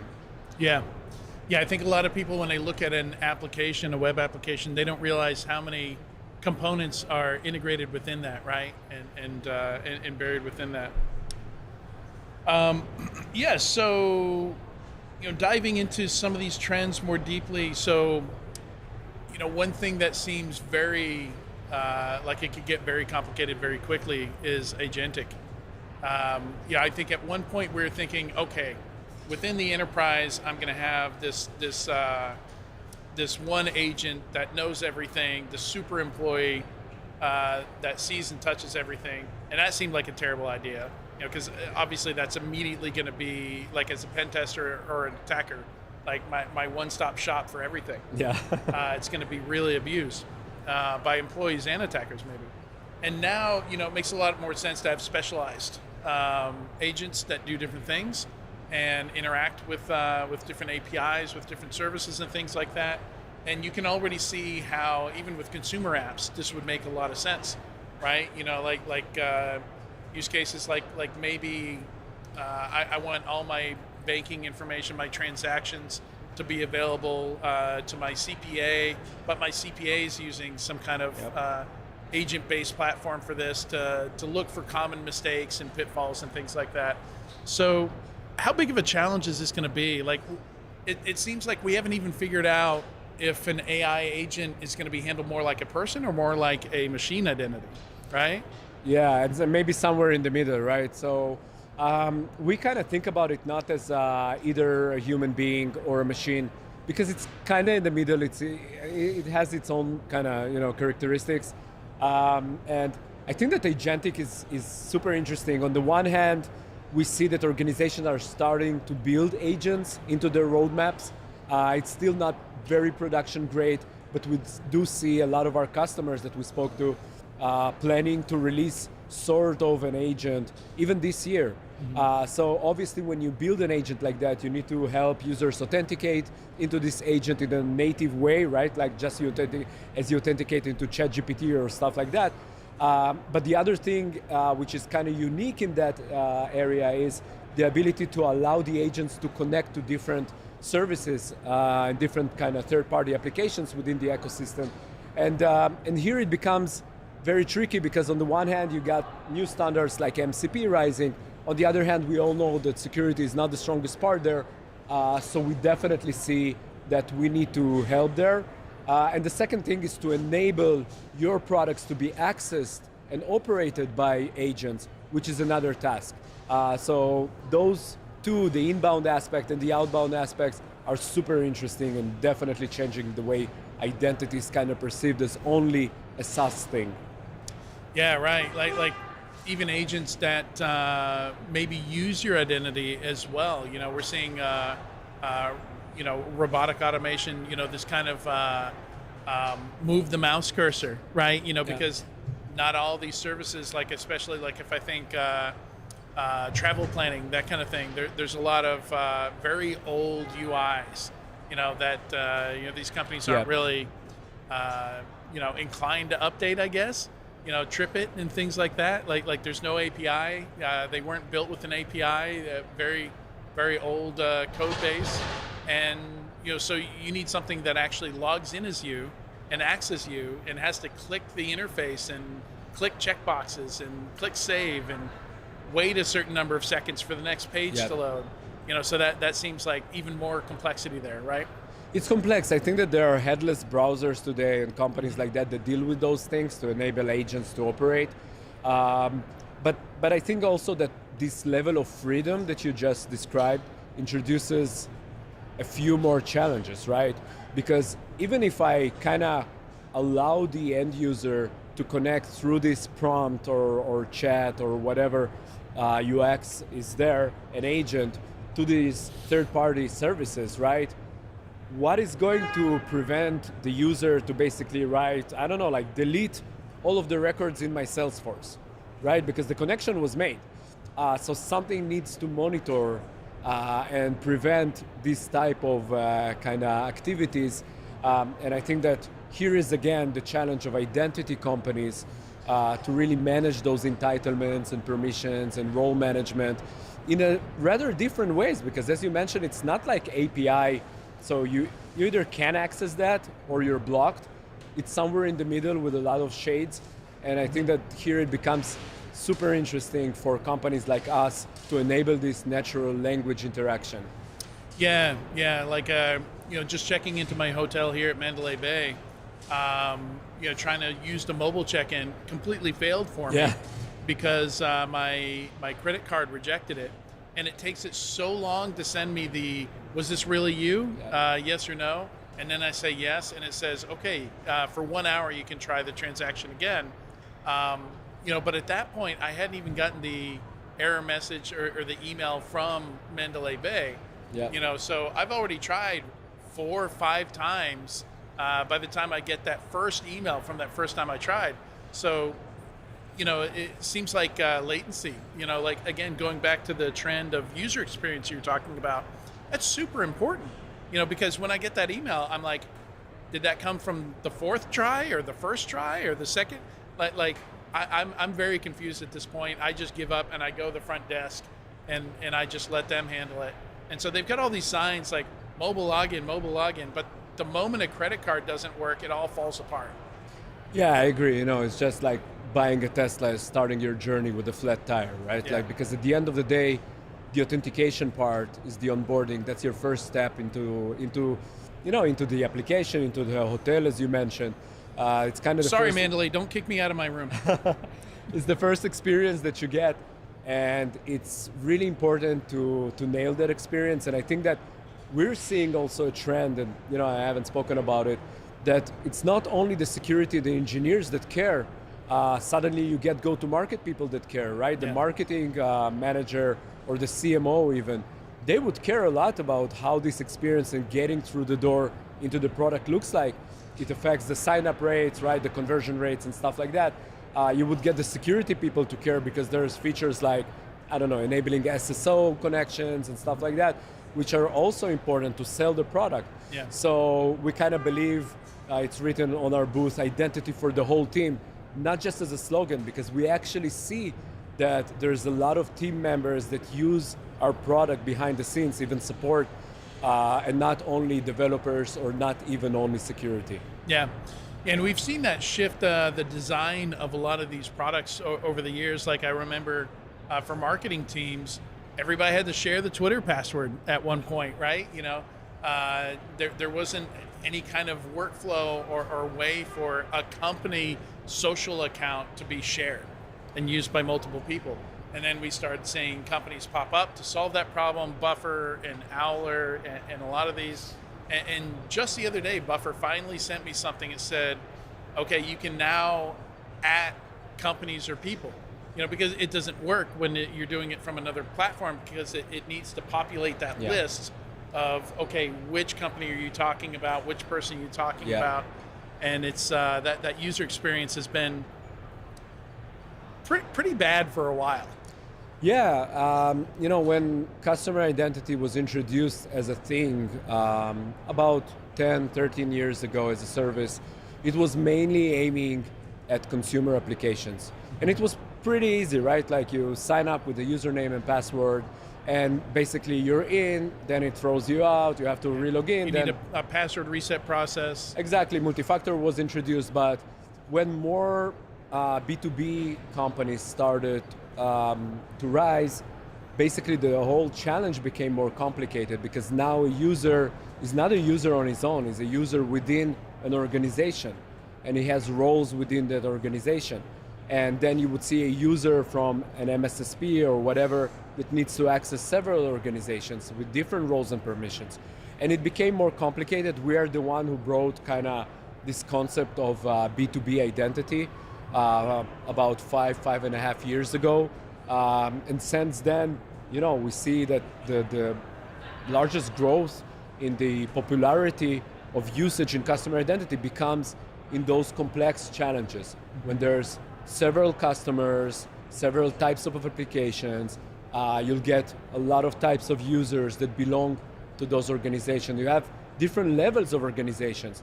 If a company acquires a company, right, you inherit all of their tree of sub-organizations, and you need to manage all of that. And that's complex, and that's even before agents are kind of starting to participate in this game as well, which we already start to see.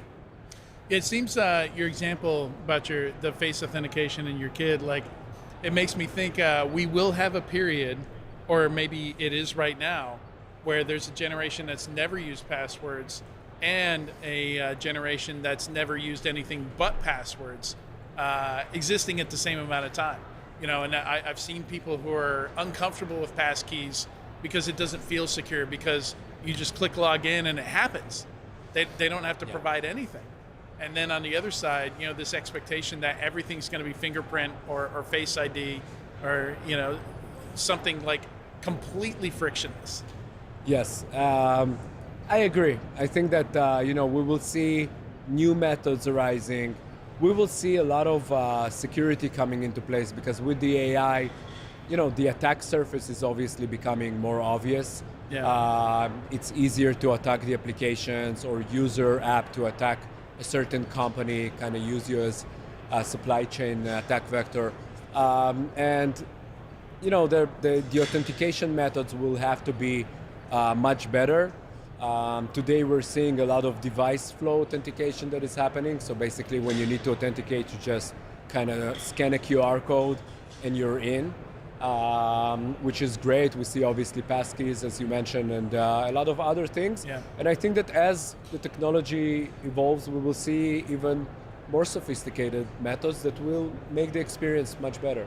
Yeah, that's excited to see that. Yeah, but also will make the CISOs not sleep at night, right? Yeah. Because I think that, it used to kind of be considered that customer identity security, as you mentioned, it's a engineering thing or a product thing.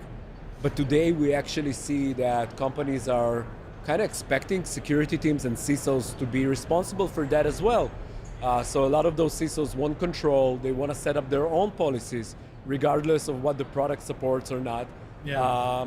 So we're trying to enable them kind of an easy way to get their level of support without overstepping maybe the product and the engineering and live side by side together with mutual goal at the end of the day. Yeah, tough balance. Yeah, it is. Well, thank you so much, Sagi, for joining me today. Great conversation. I enjoyed it. And to find out more about Frontegg, you can visit securityweekly.com/Frontegg IDV. For all Identiverse 2025 coverage, you can visit securityweekly.com/IDV. Thanks again, Sagi. Thank you so much.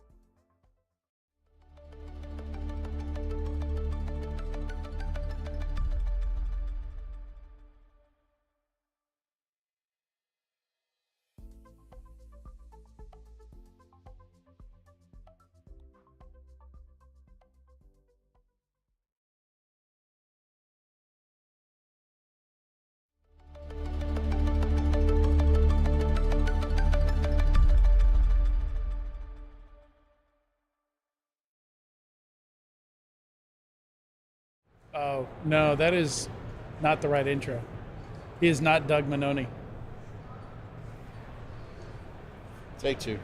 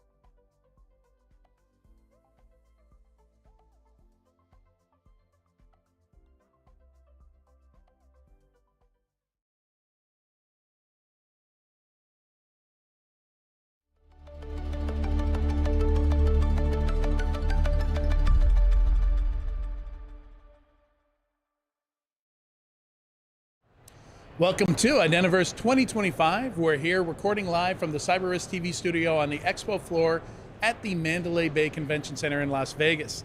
I'm your host, Adrian Sanabria, and joining me for this interview is Matt Badgerow, Senior Fraud Solution Consultant at TransUnion. How you doing, Matt? Pretty good. How about yourself, Adrian? Very good. Good. So I'm kind of excited to get to talk about fraud today because I don't get to talk about it a whole lot.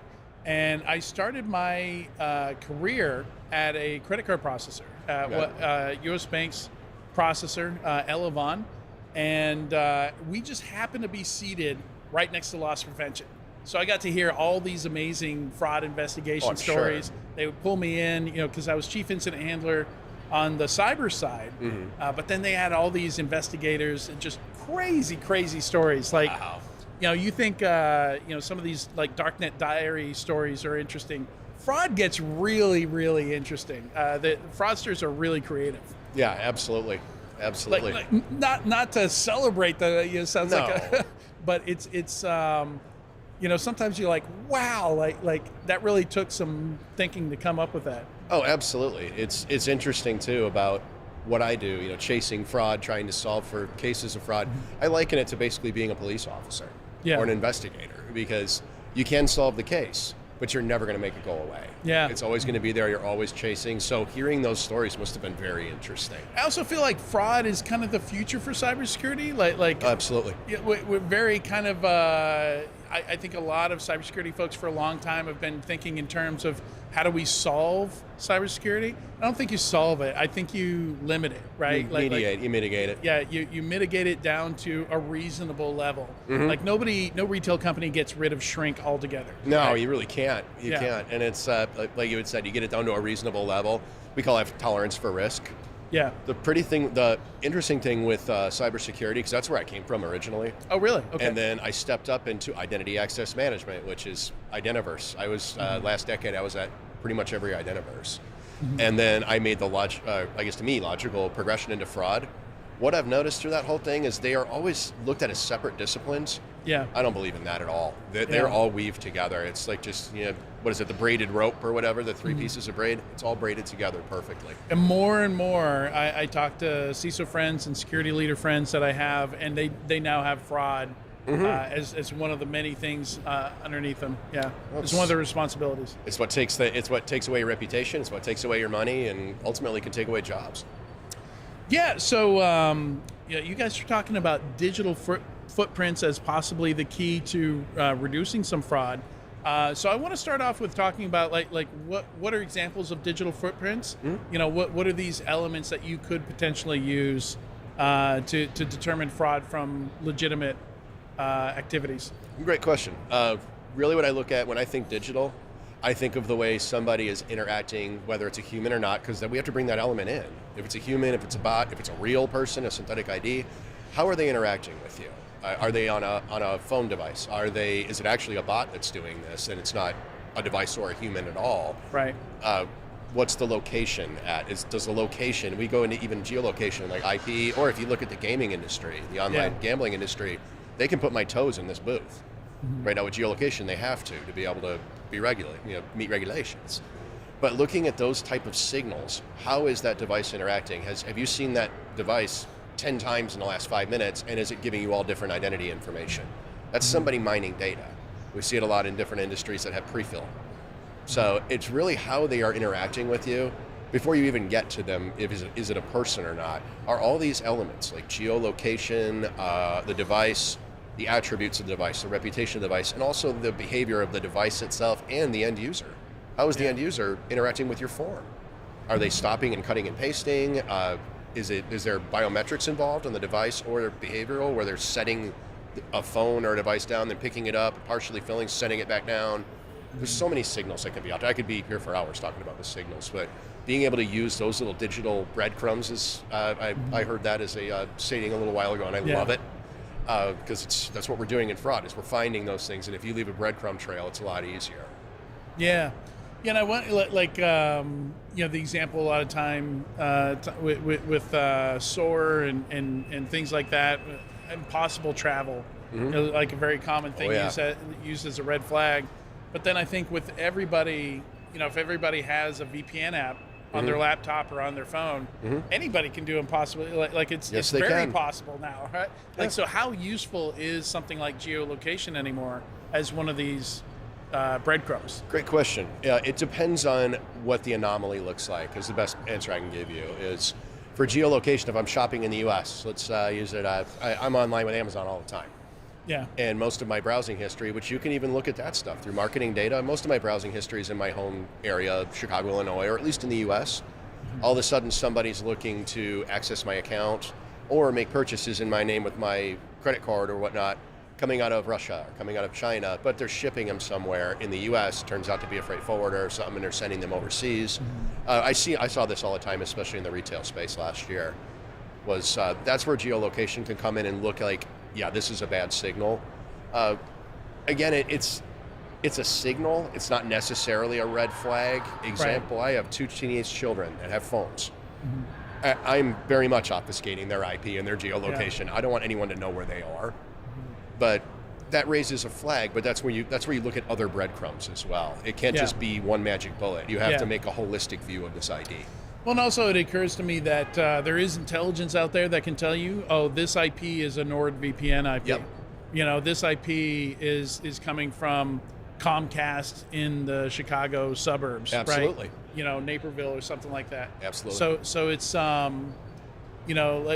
you can go a little bit, even with just one of those breadcrumbs, you can go a little bit deeper. You can go very deep. Yeah. You can go with the reputation of that IP. If it's let's use IP address as an example, because everybody uses it.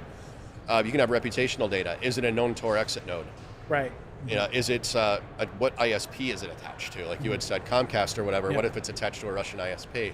There's even technology out there that I know quite a lot about. I'm not going to plug anything or whatever, but I know quite a lot about where, unless it's something like a Tor browser or a really hard VPN, you can actually see around whatever obfuscation is coming up. Like some people say, an incognito is going to work or something. There's technology that'll take that, that'll pierce that. Look at the device and say, where are you really? Give me your real IP. Yeah. So you can see if there's a mismatch. Because if that's happening, again, not indicative of fraud, but it's definitely a signal. Yeah. So is this, you mentioned you work a lot of investigations. How does TransUnion, what kind of services does it provide here? Is there kind of like a threat intel service here as well? Tell me a little bit more about what you guys do. Well, a lot of it, there's a lot of different areas. We look around actual real-time fraud. So, top of funnel fraud, real-time as it's happening as I'm interacting with one of our clients' websites or mobile apps or whatever. They're analyzing my device, analyzing if I'm signing up, they're analyzing my ID information. All that's near real-time over API. We also have a lot of back-end investigation tools, and we have a whole data science team that will actually run retros for cool. customers that are looking for. They say, I want to upgrade my identity verification. What do you have? I can give you transactions from the last 30 days. And you can give us, see what it would have done, like how Yeah. many false positives. Exactly, exactly. And if they give us fraud feedback too, we can see if we were right. See how we stack up. And we have so many different tools you can use, from rules-based to matching to ML models. And we're also working on some AI on the back end as well. Very cool. Yeah, it's you know, I think that's kind of the key here. Like I was talking earlier about previous conversation I was having. I got a fraud alert trying to check into the hotel, Really? just from using my Chime credit card, and it's one of those things where you can say, yes, this is actually me, and it's like, okay, you can use it for the next hour, you know. But there was so much delay between when I got that fraud alert and like the second and third time I tried to do it, and then when the Mandalay's check-in service sent me an email and said your credit card didn't work, Yeah. like I just gave up on mobile check-in altogether and just went to the front desk. I get it. I spent the better part of an hour, you know, just because they weren't very timely, like these Yeah. alerts. You know, like Chime, it took a good 6-7 minutes before I got that first one. And then Mandalay Bay, it took a good 10 to 15 minutes before they sent me an email. You know, 10, 15 minutes, I've already tried to check in like 6 times. Absolutely. Yeah. Did you get the alert because of geolocation, or you're trying to use your Chime card out of where you usually use it? Or? I mean, they would have to tell you that, right? Yeah, Like, I didn't know if they gave you. Yeah, I indicator. don't know. They don't give you a reason. They just they reach out and say, hey, this looks suspicious. Is this you or not? Which is really cool, but it needs to get to me quicker. Well, have we got? It brings up the question of friction. Really, is that a good customer experience? Yeah. And that would be more on your provider. I'm not going to call out companies, but that would be more on your provider saying. I've already named the company. I don't know who they're using on the back end, but but I don't either. But as far as that experience, it's all about talking. Number one, the two institutions talking, also giving you a more solid resolution. yeah, Instead of just saying you have it for another hour. Well, if you were a bad guy, you could do a lot of havoc in an hour. I could drain you in an hour. I can drain you in 15 minutes in Vegas. I mean, come on, let's cash in. But making it more real time to mitigate that fraud that's where we go into authentication. yeah. Is why can they destroy you a hard authenticator like to your phone? You open up the app. Hey, we have a problem here. Click here. You click in the incident's right there. You put your face up to it. Yeah, just like a push off on MFA. Like, Exactly. Why couldn't it just be like that? You know, Exactly, where before declining the transaction, you know, just hold it for a second. Like, I don't need much time to pull out my phone and say yes or no. Exactly. I agree with that 100%. We've gotten away. It used to be, didn't matter how much friction we threw up, as long as it was done. I've been through some bad situations over the years. Then we went down to where friction was almost nil, and they dealt with it on the back end and reimbursed you, which is even worse. Yeah. Now we have to find that balance again, Yeah. especially with all the new attacks. I think AI-generated attacks are really driving a lot of that stuff to make it a little bit harder because it's a lot easier to authenticate. It's a lot easier to fake authentication. We've gone from just look at your phone now to actual live biometrics in some situations where you have to look at it, turn your head, and you know, say hi, whatever you need to do to show that this is actually a person and not a picture of Adrian. Yeah. So before we wrap up the conversation, Sure. I don't know, what do you get excited about? You know, are there any areas with fraud that you feel like we're pretty close to a solution on? You know, because of course, anytime we solve anything in fraud, It all that changes. does is create new fraud. Exactly. Like new approaches. Like, they don't just, I guess we have to go get real jobs now, right? Yeah, like, exactly. Like, that doesn't happen. They just shift to the next lowest hanging fruit, right? Oh, absolutely. But what do you see going on there? Like, is there anything that you see potentially going away? You know, like, I don't know how much SIM swapping is involved with fraud. It is, yes. But you're just moving away from using phones as authentication, you know, SMS and stuff like that. Like we see, I think it was Google saying they're deprecating that. Yeah. You know, that's no longer going to be an option for logging into to Google. I forget what the date on it is, but the fact that they announced that, you know, it seems like that's starting to go away. Anything like that? Anything that that you see that I don't know, hopeful coming up? Hopeful, all of it, honestly, just be from a holistic perspective. hopeful all of it. It's all going to decrease, but then, like you said, there's going to be a shift. Yeah. What we have to do and what we need to be better at doing, which I think we have become over the last 5 years, is anticipating these attacks. And what's that shift going to be?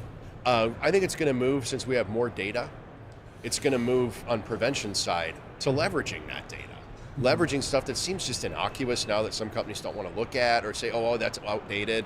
Number one, nothing's outdated. Make sure you're keeping up with everything, because as you said, low-hanging fruit, all of a sudden we're not looking at IP anymore. Fraudsters find something to do with that. Yeah. They find different ways to attack that we've abandoned because we're going somewhere else. Now I'm looking at it as you have AI on the back end, AI for fraud analytics and also fraud strategy. If you can train the model to plug in your fraud strategy with a lot of your transactions, and they say, well, here's the fraud uptick, it brings out like an output that says you really need to guard here, or you need to guard here, and that way you can focus your strategy. We have computing power and these engines and models that do what humans can't possibly do in real time. Yeah. Leveraging those technologies. The bad guys are leveraging them. Why can't we? Yeah. Let's leverage that. Get those analytics out there. Do them in real time. Say, I'm being attacked. I run the analytics. I run the AI. Here's the problem. Here's the attack vector. Let's solve for that right now, and then let's see what we can put in for a more permanent solution. Yeah. Cool stuff. Yeah, thanks again, Matt, for joining me today. My pleasure. Very Thank you for interesting having conversation. Thrilled to get to talk about fraud. It's fun. Yeah. And just as the last thing, one of my favorite podcasts to listen to is Oh My Fraud. Have you ever heard of this podcast? Which one? Oh My Fraud. I have not. It's amazing. I should check it out. It's like two ex-CPAs. One of them is a stand-up comedian, so it's very entertaining. That actually kind of sounds. I might have gotten. And it's just every episode is a fraud story. I might have gotten an ad for that. Somebody turned me on to Hard Fork a little while ago. Yeah. I've been listening to that. Oh, very cool. A lot of AI stuff, and they do touch on fraud quite a bit. So Yeah. I think I might have heard it, but I'm going to check that out. Yeah. Please do. Yeah. I will. It is delightful. Thanks again for joining me today. Thank you for having me. To find out more about TransUnion, you can visit securityweekly.com/TransUnionIDV. And for all Identiverse 2025 coverage by CyberRisk Alliance, you can visit securityweekly.com/IDV. Thanks one more time. Yeah. Thank you.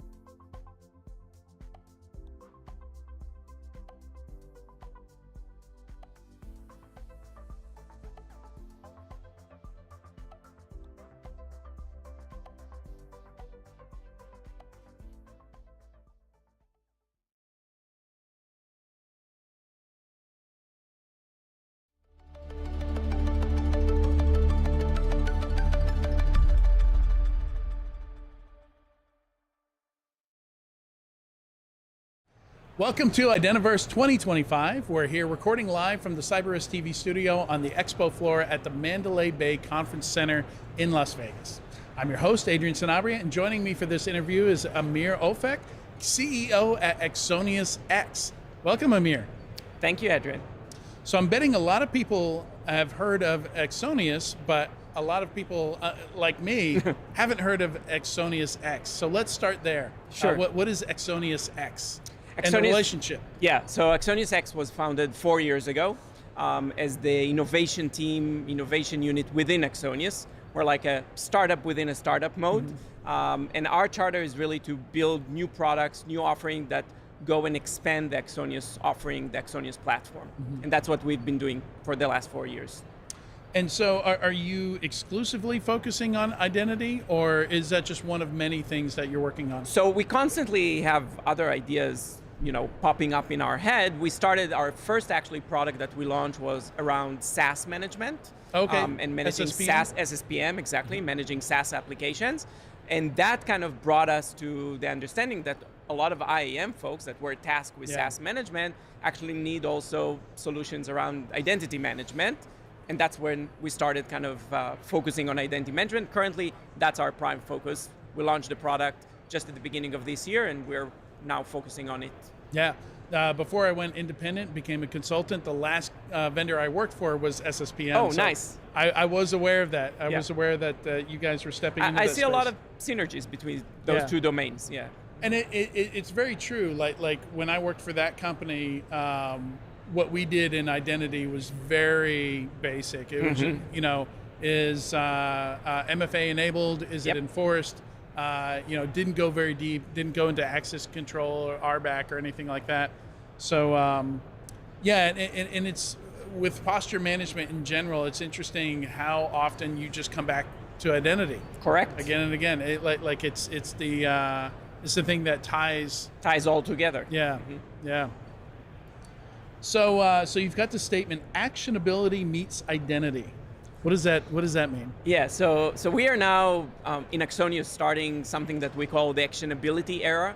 We believe that it's very nice to collect a lot of data and to analyze it, but if you don't drive it to action at the end of the day, it's a bit meaningless. So that's kind of what we are now applying across all of our platform. Now, at the very fundamental of it, Exonius is a data product or a data platform. Right. We collect data lots from lots of integrations, lots of sources, etc. And we started by kind of driving the truth of that data, like becoming a single source of truth for the organization. But just leaving it there is not enough. So we said, let's drive this truth to action.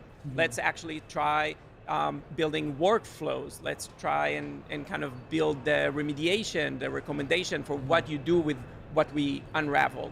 And it's very relevant when it comes to identity. So when it comes to identity, it's very important to create visibility of all identities within the company, observability of them, so you can recommend what type of analysis to draw from that, etc. But if you don't drive it to action at the end of the day, manage the identity lifecycle, managing risk, managing posture, as you mentioned, then it's a bit kind of only halfway through.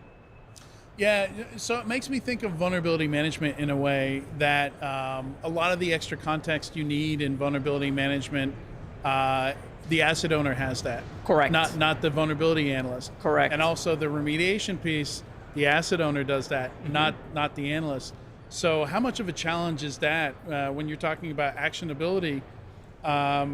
Your product, I imagine, is not being used by the asset owner in this case. Is that a challenge? Well, not necessarily. It's not being used by the asset owner. I would say IAM teams at the end of the day.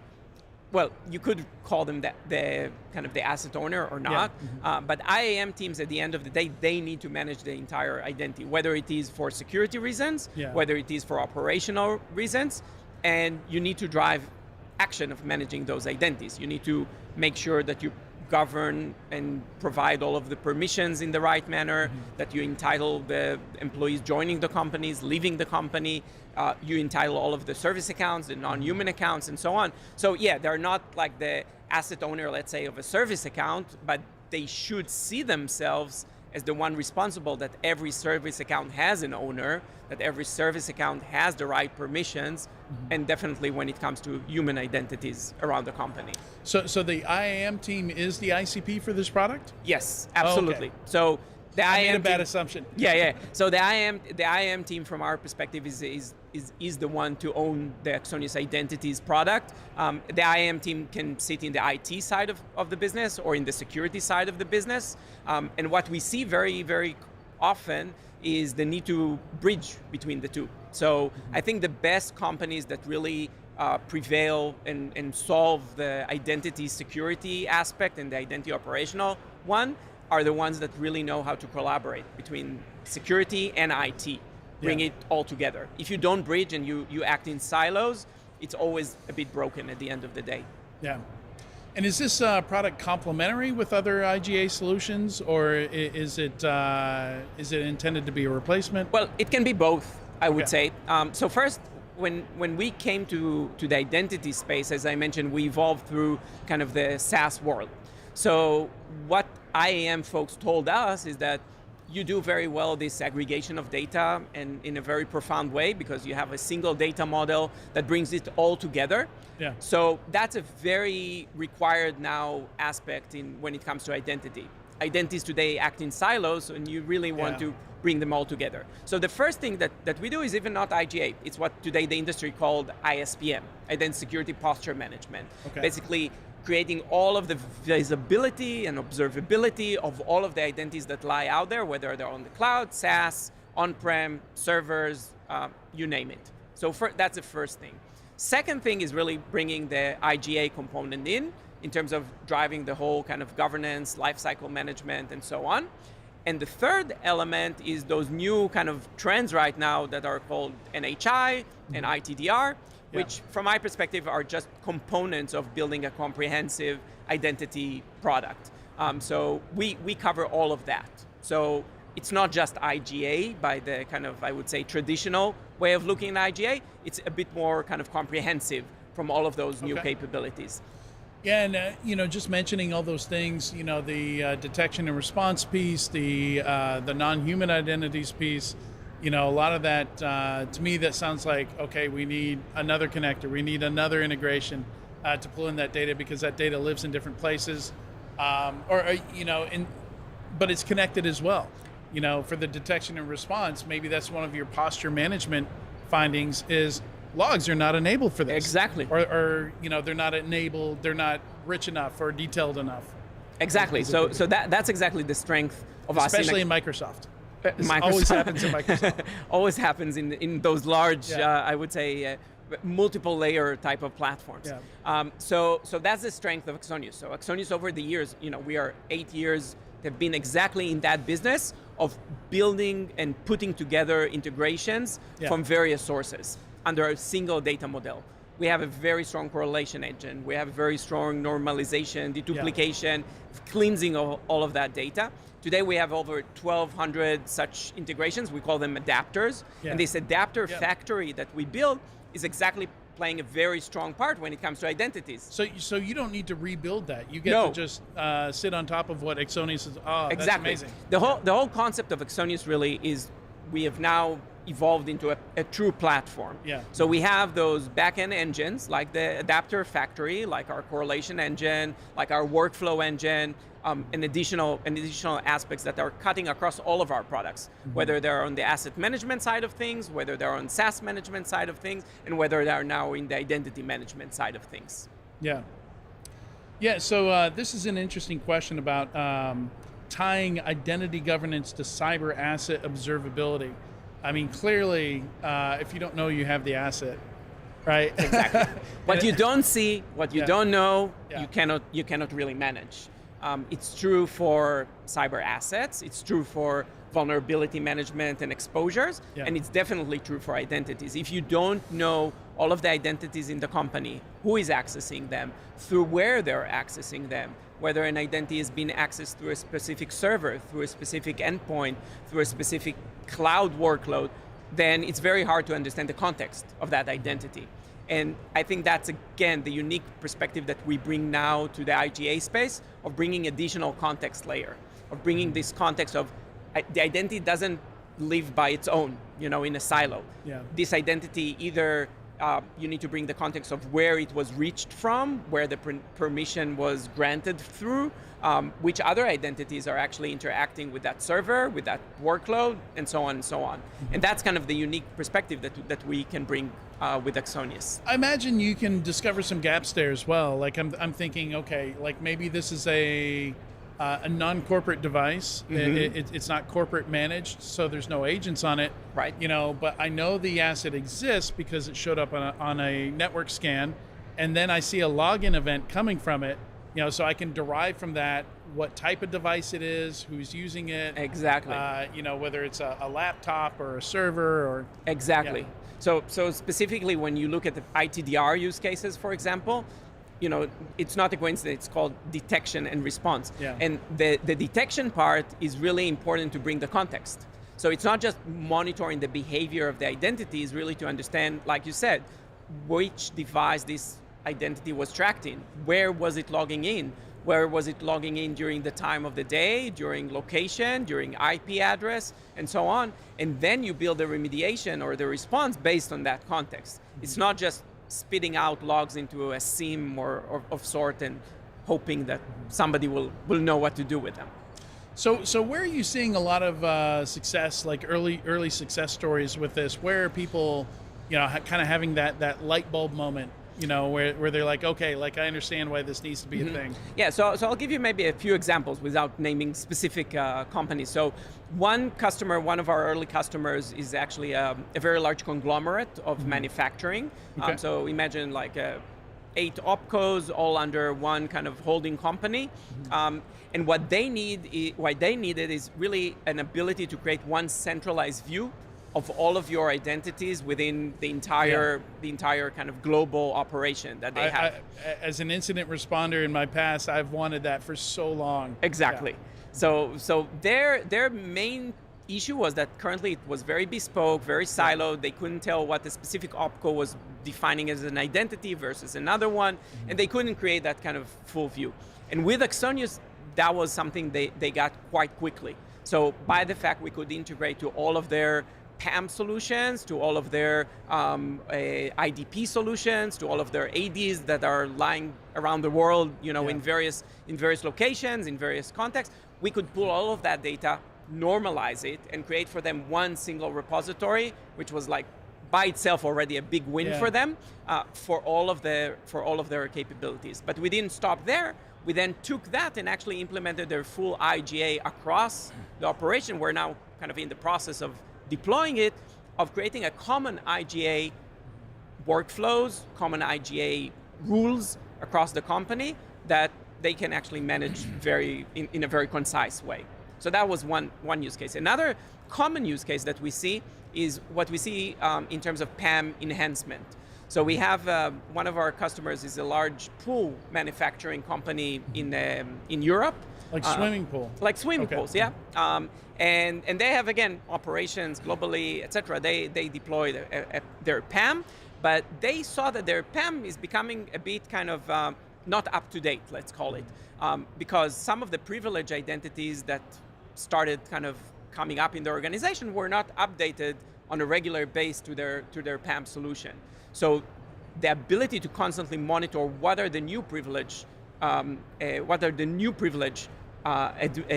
administrators or privileged identities that need to be entered into the PAM, it was a very, very kind of immediate use case. The other one was to clean the data or to provide more hygiene to their existing PAM deployment. So there were a lot of privileged identities there that were no longer existing or were no longer privileged. That had to be cleaned up from their PAM solution. So this kind of PAM enhancement or PAM hygiene, so to speak, is something that we see very, very common. Yeah, so your first example is really interesting because I feel like that's kind of the holy grail, like pulling the identity together in all those places. Because I think back in 2007 we saw a future where everything went through SSO. Correct. Never happened. Right? Yes. So you'll have somebody who is first letter, last name, maiden name in this system. But then they got married. Never got changed in this system. Correct. Got changed in this system, which is first letter, middle initial, first 5 digit letters of last name, and you have to match all that up somehow. Exactly. So How do you do that? that's kind of what we do for living. Okay. What we do for living is first understanding the source of information. So we go very deep into understanding the granular information, the granular permission, sometimes up to the resource level, like a GitHub repo, who has a permission to, who doesn't, what level this repo has. So we don't stop just at the access level. We really understand the source of the data. And then we build very strong correlation engines that know how to, for example, correlate between a name that is parsed in one way and parsed in a different way in another some place. Of that can be automated now. Absolutely. Wow. A lot of it is automated, Yeah. not some. That's kind of, we drive to a kind of a nirvana where everything, all of the correlation will be actually automated. And once you have that, you can actually apply very nice machine learning and AI on top of it, because then you run on a very clean and concise data. And machine learning can be much more impactful, of course, when there is no noise and no garbage that it needs to clean constantly. Yeah. Amir, thank you so much for having this conversation with me today. I love it. In just 15 minutes, I learned a lot, and always happy when I get to learn something in these conversations. Thank you. Yeah. To find out more about Exonius X, please visit securityweekly.com/ExoniusIDV. And for all Identiverse 2025 coverage, you can also visit securityweekly.com/IDV. And thanks again, Amir. Thank you.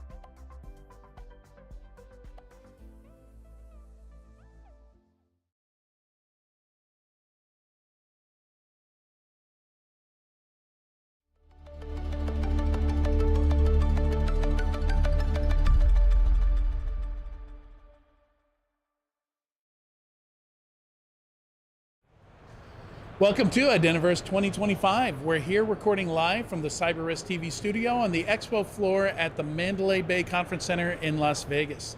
I'm your host, Adrian Sanabria, and joining me for this interview is Artem Pogosyan, CEO and co-founder at Britiv. Is it Britiv? Britiv. Britiv. Ah, I'm so focused Close. on saying your name right. Close. I forget to ask about the company, Britiv. So yeah, welcome. Looking Thank forward to talking about this. This is very much a question that I feel is unanswered for a lot of people. So we're talking about identities and AI agents here. So you know, I think it's clear to me. I've talked about it a lot, but you know, for the audience and for the conversation, let's talk a little bit about the challenges of AI agents. You know, because I feel like we still haven't decided yet whether agents are more like human identities or machine identities, how we're going to manage them.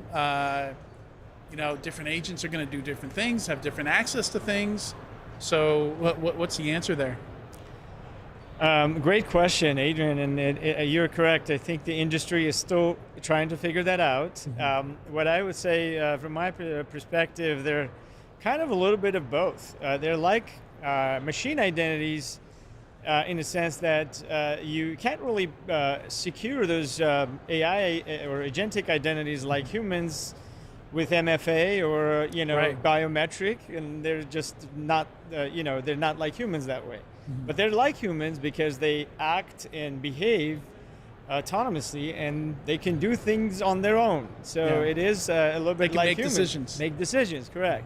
So yeah, it's a unique challenge, I think, and yeah, we're working on it. Let's just say as an industry. Yeah, and I guess getting into the more technical side of it, some of the challenges there, right? Because these agents are going to have to talk to a bunch of different things, which means authentication, which means access controls, right? Absolutely, yeah. Yeah, those are fundamental concepts, really. And as we've learned, especially over the past few years, that authentication, authorization, access controls, these very important security concepts that we've known for a long time have also evolved when it comes to new technologies. Like before the AI and agentic AI, it was more of the cloud, public cloud technologies and so on. Workloads and machine identities. So yes, we had to revisit these concepts and try to find the right solutions for the new technologies and the new requirements. And I worry that a lot of the building we see around agent to agent, MCP, stuff like that, isn't really super focused on security right now, is it? And it's not different from other technologies or other innovation, right? And I think let's get it working first. I think is the mindset. Exactly. And then we'll worry about it. Exactly. But I think what's different about AI is I think there's definitely general consensus that security can't be an afterthought. Mm-hmm. So while we're figuring out the functionality and other important aspects of agents and agentic technologies, there are active efforts and discussions to how to figure out the security for those technologies. Yes. And it's again interesting to think about some of the use cases here. Like companies want to have a super employee that knows everything that's ever happened, and can answer any question about the business or any of the data that the business has. Which kind of goes against the whole idea of least privilege and zero trust and narrowing down access control. Like the more you do that to an AI agent, the less useful it is, right? Yes. So how do we design for this and like do we need to build new frameworks for this, or is this I don't even know how to express it. Yeah. It's challenging. I mean, you're not alone. I think. Even from the traditional sort of practitioner standpoint, these are new challenges. We're evaluating. We're trying to understand what we knew how to do and what we knew how it worked before. Does it apply? Is it relevant? I think one thing that I can say from Britiv's standpoint, from the company that I've co-founded, we've been in the front lines of the innovation in the identity space, especially when it comes to modern approaches like ephemeral identities and ephemeral access and privileges for identities. And some of the concepts, some of the solutions that we were able to bring to market and have the customers adopt, especially enterprise organizations, with these type of ephemeral, identities that were introduced by workloads in the cloud, are very much applicable to AI and agentic AI. They behave kind of similarly. It's almost the AI and agentic AI is the next natural evolution of the machine identities that we saw and they became so prevalent with the introduction of cloud infrastructure. So I think we have a good start here. It just is going to take more work for agentic identities. That's something ephemerality is something I hadn't even considered, but now that you say it, rather than have this this virtual agent that is built like an employee and has an account that sticks around forever, the idea of maybe a container that exists for as long as it takes to complete a task sounds like a much better way of doing it. Yeah, it has to mirror the behavior of the agent in agentic AI, right? I think it's fundamental to the design of the new solution. It has to mirror the behavior, and ephemerality is one attribute of that. But so is the access model and the access to the resource, kind of that model that has to mirror that short-lived kind of nature of the identity. So what it means is, I think you mentioned briefly in your comment, the non-standing or zero-standing access, which again, it mirrors the need of that identity. If it only exists for a couple of hours, what's the point of having that access there for 24/7 by 365, right? So those are the important considerations when designing the new solutions. Yeah. So building for this, like what are you having to build? What are you having to do in addition to like a traditional IAM model to accommodate these things? From more of a features perspective or a capabilities perspective from the product that you have, and maybe just talk a little bit more about what Britiv does and what your products do for context there. Sure, yeah. So Britiv. I said Britiv again. Britiv. Yeah, no worries. Britiv came to market about 6 years ago, and this was really the peak of the cloud adoption, cloud infrastructure and workloads, and we brought these concepts, new concepts for identity management and privilege management, like the ephemeral access and non-standing or zero-standing privilege model. To that stage of the market, and it has been adopted, and we have seen success across many enterprise and large organizations, as well as medium and small size organizations across different verticals like financial, fintech, biotech, retail, automotive, and so on. And this is a great sort of a platform that now has evolved and supported these organizations in their innovation and acceleration of their, adoption of new technologies. So today, when we look at the AI and agentic AI, what is missing and what is already here, I can sort of comment it from the standpoint of what's here from the legacy capability standpoint. There are great, categories of products like identity governance, privileged access, authentication, and all these have been, categories that have existed 2 decades or more.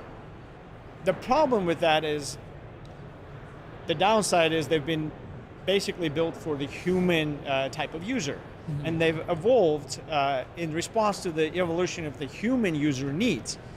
About 5 or 6 years ago, when cloud adoption started really taking off, we had to revisit those concepts and try to find a way to address the cloud, cloud workloads and machine identities.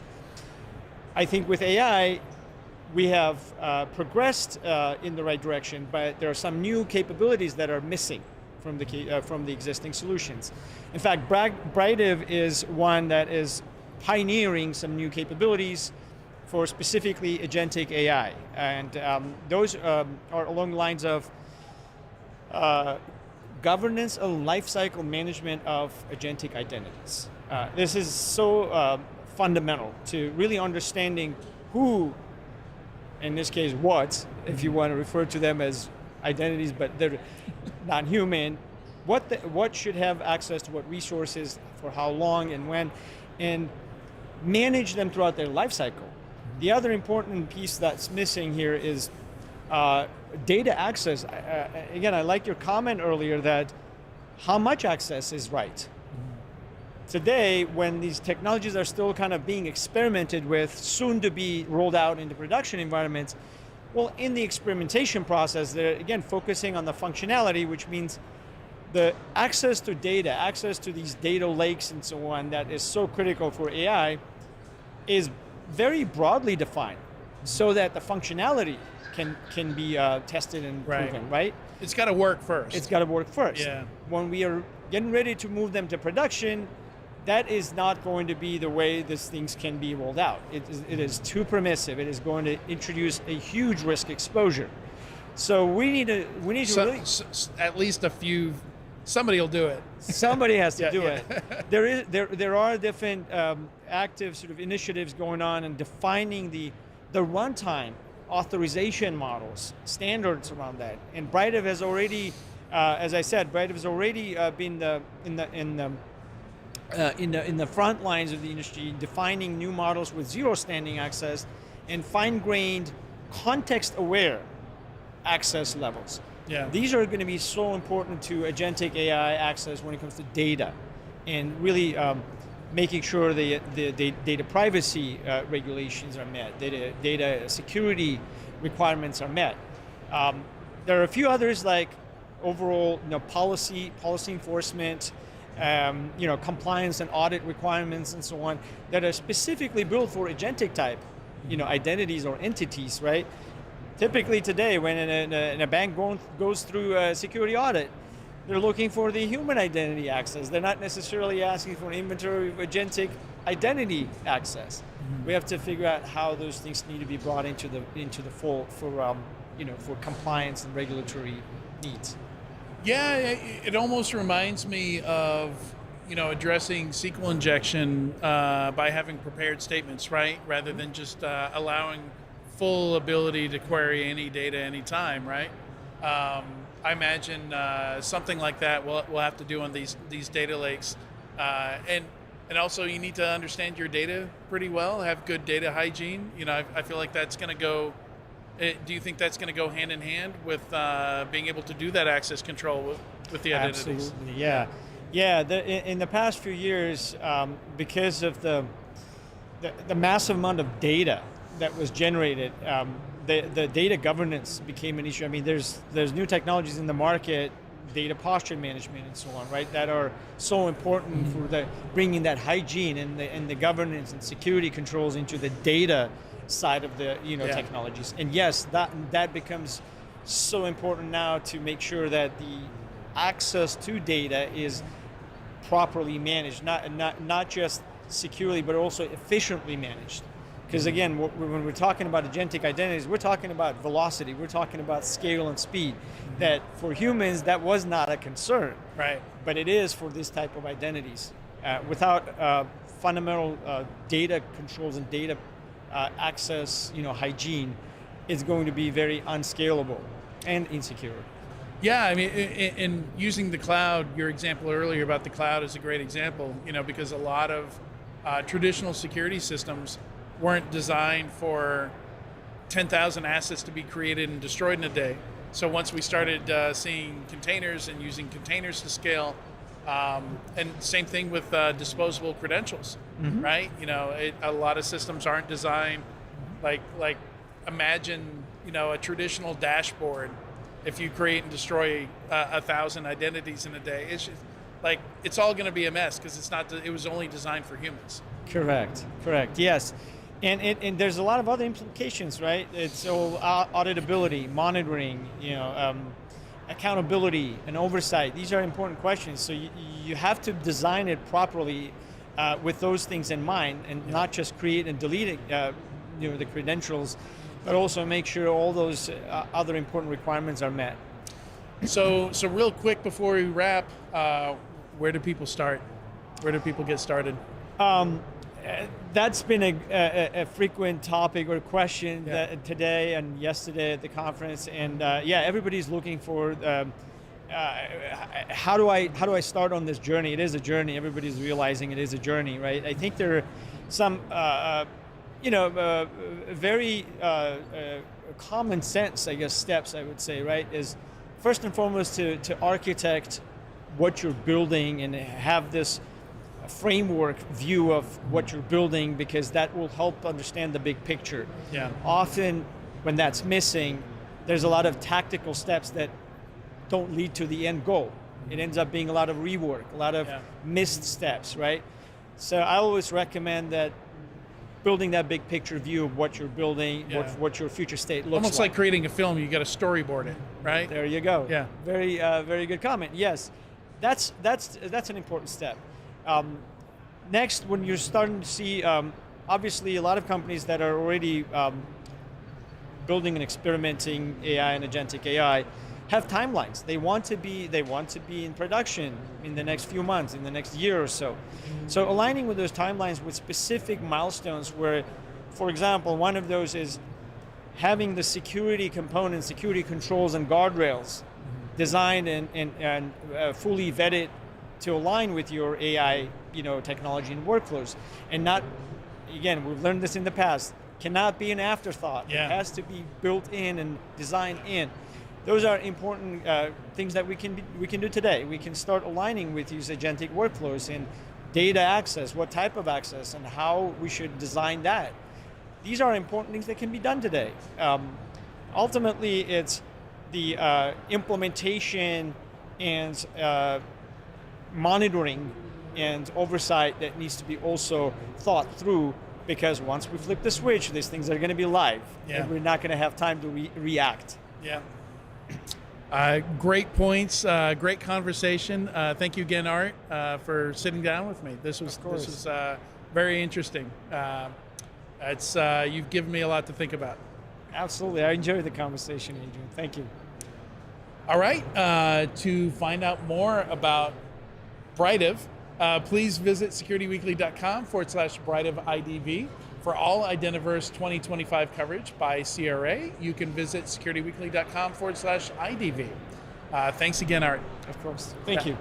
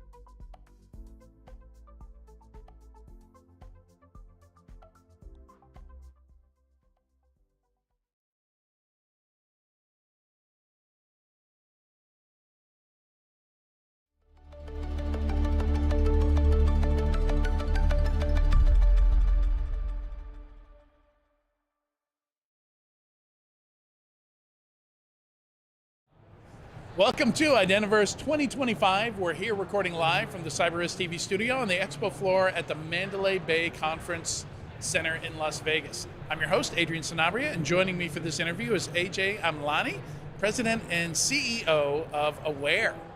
Thanks, Adrian, for the opportunity. Yeah. So Aware, I do recall, so I do a podcast and we have a news segment and we cover like all the new companies that come out and funding, acquisitions, all that kind of activity. Yeah. A lot of us on the show at least used to be ex-analysts, or I actually still are. Yeah, Jackie's still an ex-analyst. And so tell me a little bit about Aware. I remember it crossing, we talked about it in one of the shows, but it's left my brain entirely, so catch me up. Yeah, sure. We're actually a 30-year veteran of biometric technology. We've been experimenting with this technology, and were hired by the FBI originally when they were actually doing fingerprint-based background checks in a digital fashion back in the mid-'80s and '90s. Aware's been around that long? Yeah. Oh, wow. It was actually founded by 4 MIT PhDs who were asked by the federal government to create a common fingerprint standard.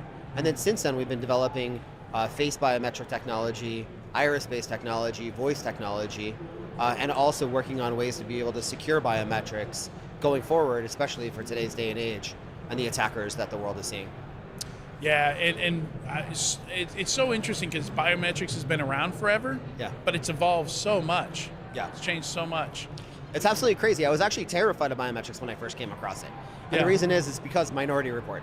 Yeah. You know, watching Tom Cruise get his eyeballs replaced, only to then have creepy spiders come around and do iris matching on him, right? It was absolutely horrific for me. But then post 9/11, I actually wanted to do something for the country. So I signed up to work in the White House and helped start the Department of Homeland Security. Tom Ridge, the Secretary of Homeland Security at the time, the first one, he actually assigned me to work on a lot of our advanced technology that we were deploying to be able to amplify the efforts of Homeland Security. And he aligned with biometrics as one of the technologies to help secure our country, but yet still allow for the free flow of people and commerce.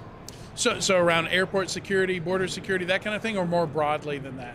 Yeah, at the time it was actually focused around port security, right? So we have our nation's largest land ports within San Diego, and also on the northern border in my hometown of Detroit, Michigan, is also a very large port.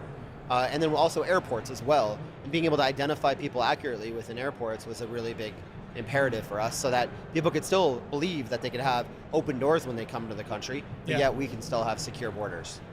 And it's really cool. You know, I've talked to some identity verification companies, some biometric companies, and it seems cool that we are at a point where cameras are good enough quality that from across, you know, in a building lobby, from considerable distance, you know, you can do that face verification so that by the time somebody gets to an entry point, gets to a man trap, you know, whatever the physical security is, that's right, they can just walk on through it. They don't even have to slow down. Yeah, exactly. So we're actually deploying a lot of that technology today for the federal government, and we've been the go-to agency for a very long time, the go-to company to be able to partner with all of our government agencies to allow them to deploy biometrics at scale.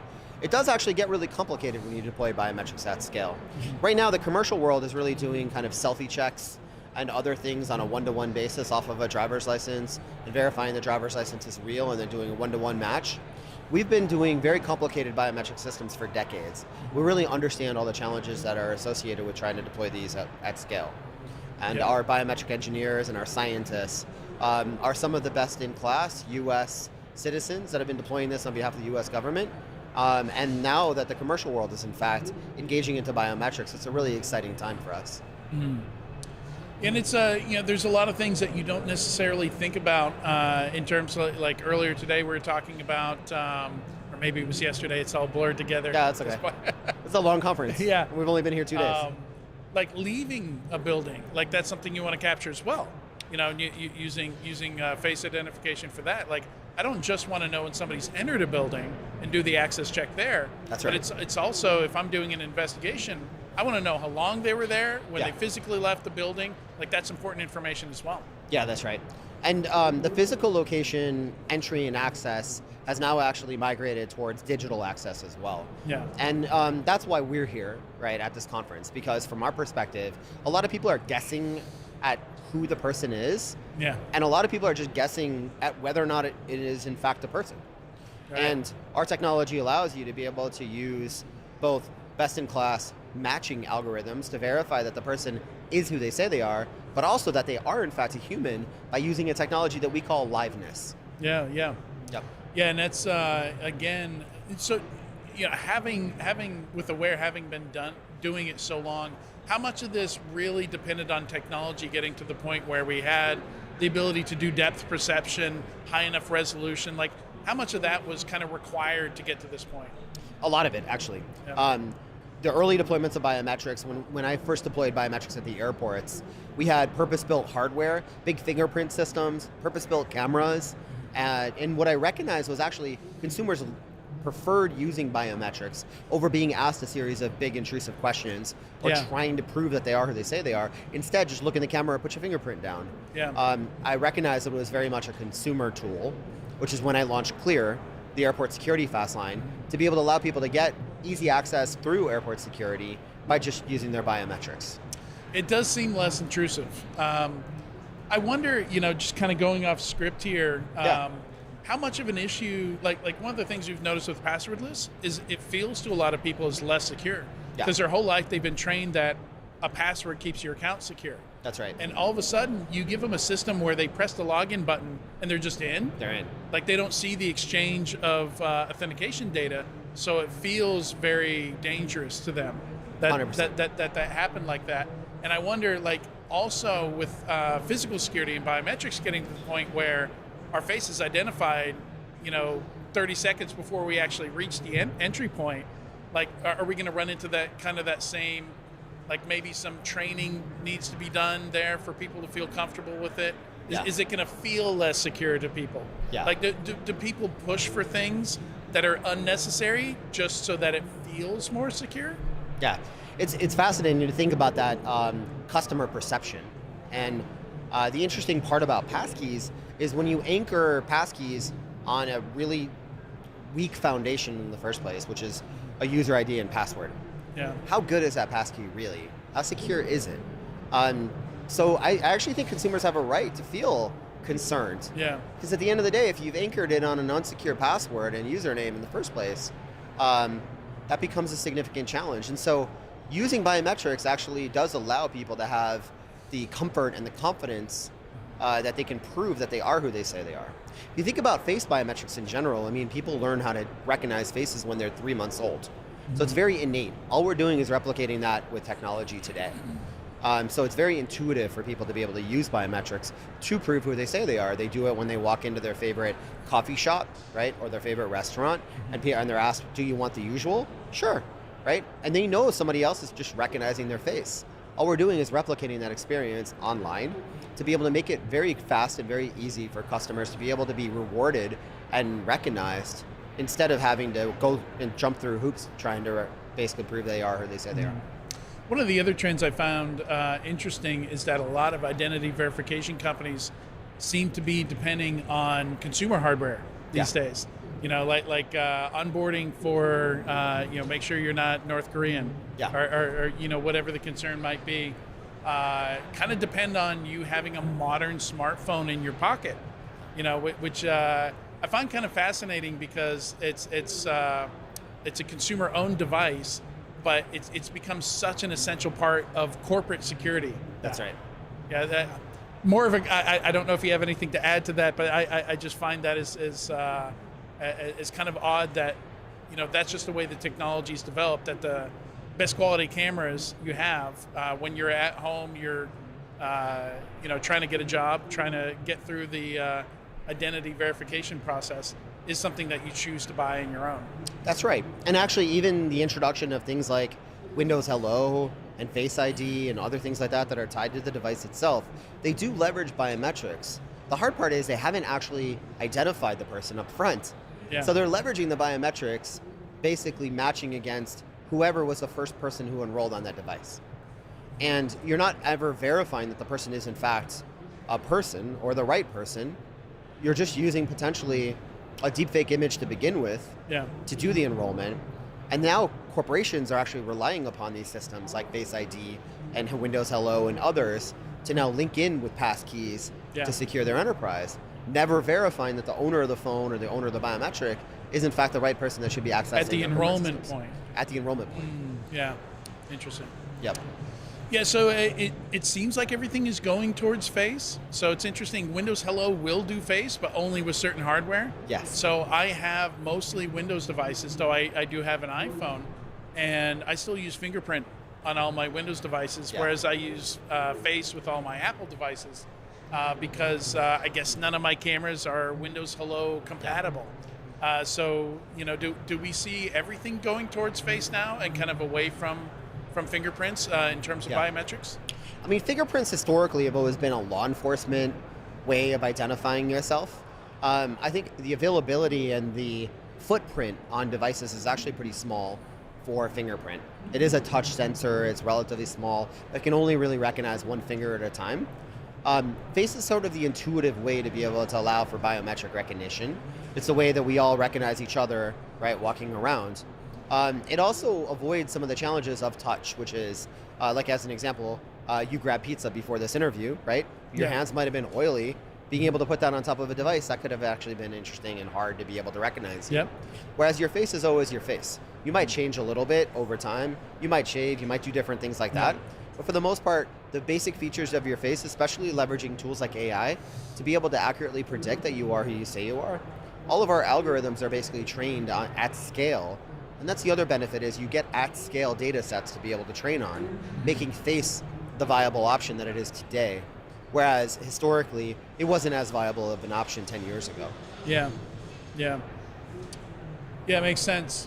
So really, you know, kind of combining biometrics and identity, it seems like even with passkeys, with face scanning, it seems like everything is it just me, or is easier becoming also associated with more secure way of doing things?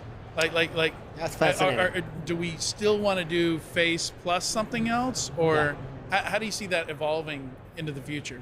That's really fascinating. I hadn't thought about that before, and so it is actually evolving into convenience and security, where you're not having to sacrifice either, right, or both.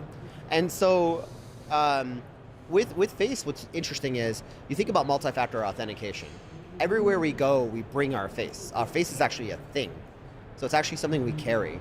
Normally, when you think about multi-factor authentication, you think about factor 1, which is what you know, factor 2, which is what you carry, and factor 3, which is who you are. Who you are is biometrics. That's always been the third factor. Right. Right? And, but factor 2 is what you carry. Guess what? You also carry your face everywhere you go.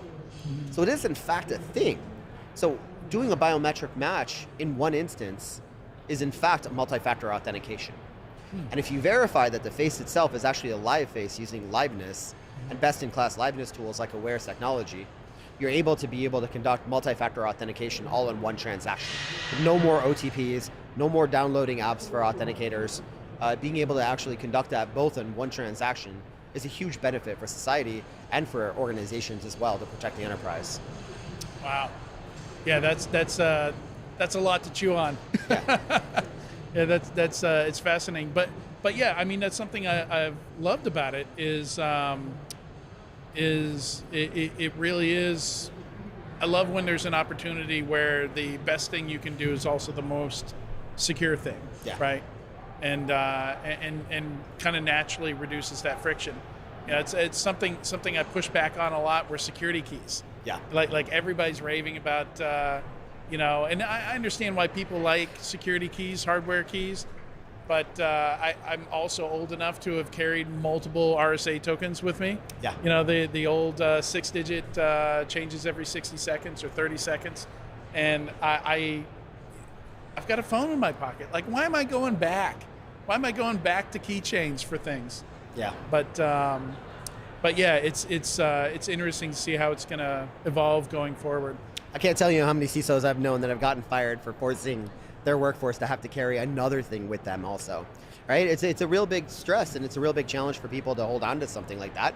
They inevitably lose it, which then opens up the opportunity for bad actors to be able to get their hands on it. And they have to get it reissued. And then, so you have to build in a reissuance process anyway to be able to get a new token. What is that reissuance process? What are you anchoring that identity on? a username and password? No, you have to anchor it on a biometric in the first place.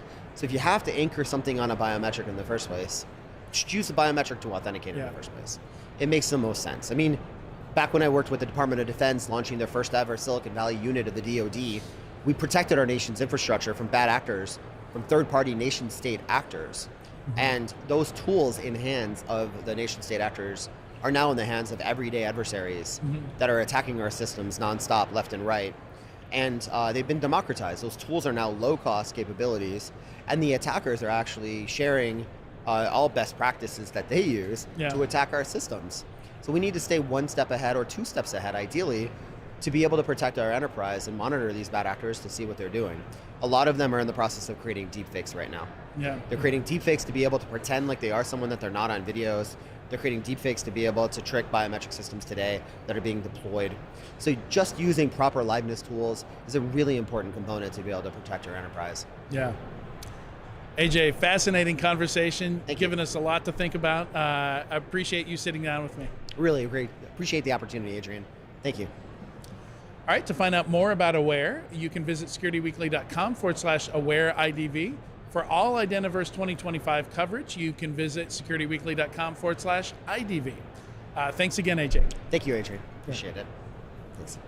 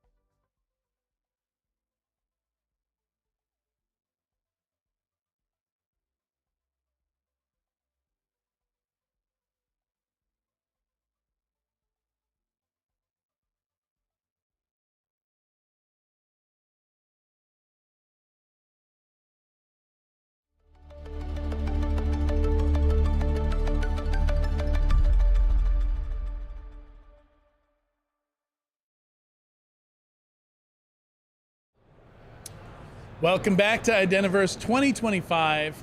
It is time for day 2 wrap-up with Jackie McGuire. How you doing, Jackie? Hello. I am fantastic. I am very tired, but I am excited to visit the Sphere for the first time tonight, so I'm trying to second wind it and get through day 2. How are you? Very cool.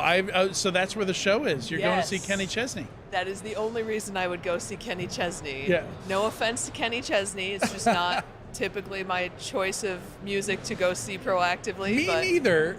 You guys asked me if I wanted to see Kenny Chesney. I said no. The Sphere was not mentioned. Yeah. My answer might have been different if I knew it was in the Sphere. I feel I was not responsible for that. I feel gypped now. No, it's fine. Not supposed to say that anymore. I'm not doing anything tonight except grabbing some dinner and resting up. You have had a long day today. I just counted. I did 10 interviews today. It was supposed to be 9. We had one last-minute addition to the roster. Yeah. And we made it through all of them. And thank you to Tyson for being so gracious and patient with me. Yeah. With me pounding the table. Yeah. Yeah. We have a wobbly table, so I don't know how well, hard it's the microphone. It. Oh shoot. Yeah. Uh-oh. Yeah. I can't hear it because I'm not hearing what's coming through the mic, but Tyson sure can. Oh, you're so problematic. So I had a lot of 10 conversations today, 10 15-minute interviews. Did you learn 15 anything? minute doesn't sound like a lot, but it is. As I do with most things, I went a little bit long on all of them. I don't believe that. We always end Enterprise Security Weekly on time. Every week. Never I think once. there's been one single time. There was one time that one segment we ended like exactly on time, and I was like, whoa. It's like seeing a unicorn in person. Oh, man. Yeah. Yeah, so I did learn some things. Yeah. As you can imagine, with 10 different interviews, I mean, it helps that it's all on identity, right? Yeah. When we're at RSA or Black Hat, you could at RSA this year, I talked about executive security with somebody. And then the next discussion was about vulnerabilities in LLMs when using different languages. And then it's post-quantum encryption. Yeah, right? Yeah, it's really so hard. At least this was all at least tangential to identity. It was still very different. Like the last conversation I just had with Aware was about biometrics and largely centered around physical security. Okay. But still identity related. Yeah. A lot of it, we talked about more AI than I thought we were going to talk about, but figuring out how to do authentication and identity for agentic stuff is kind of up in the air at the moment. Whether at the workload level or at the service level or at the agent level. Or nobody had a super strong answer on how to do it. So there's a lot of talk about, well, it depends on the use case, right? Yeah. So you've got this problem of everybody is at some point in their zero trust journey, which is, zero trust, principle of least privilege on everything, including access to data. But then for these agents to be useful, you want to give them as much access as you possibly can. Yeah. Right? The more you restrict their access to data and systems and stuff like that, the less useful they're going to be. Yeah. So how do you tackle that? Well, and it's just like the same thing happens with people, right? So I can do my job better with access to more data, but there's a way to have a conversation with that person about why they need access to data and justification, and you don't get that with an agent. And the velocity at which things can go sideways with agents is so much greater because they're immediately making decisions, and within 10 seconds, you have the equivalent of 15 human errors. So one of the things we talked about, I'm not 100% sure which conversation this was at this point, but we talked about, how you kind of, this might have been Brightive, where I was talking to them about it, and you really have to, in every single case, figure out what that agentic workflow looks like. Yeah. And it's kind of like how we address SQL injection is use prepared statements. You shouldn't be able to just, in an abstract way, query a data store. Yeah. Right? It should be, there's specific things you're going to need in that use case, and you limit it to those specific things. Yeah. I mean, it's going to be hard to scale and build fast when you're doing that for every single one of those agentic workflows. So I think one or two things happen. It's kind of like SOAR, where everybody, SOAR, we're going to automate everything, but it takes 6 months to build a single SOAR workflow and get it working properly. So you end up building, half a dozen or a dozen agentic workflows because it takes so long to get it working correctly, to secure it, to do all that. Yeah. Well, I always think about a hospital with agents. So same thing at a hospital, right? Is like the way you would identify and secure things varies from employee to employee at the hospital and what they're doing, right? So with nurses, because they have access to controlled medicine, there's a special place where that medicine's stored, and then you have to, authenticate or sign in or whatever. But the receptionist checking people in, like they have access to sensitive data, it's PII, but they don't have access to opiates. So it's like a combination of, is it the job that's important that they're doing currently? So like the workload-based identity.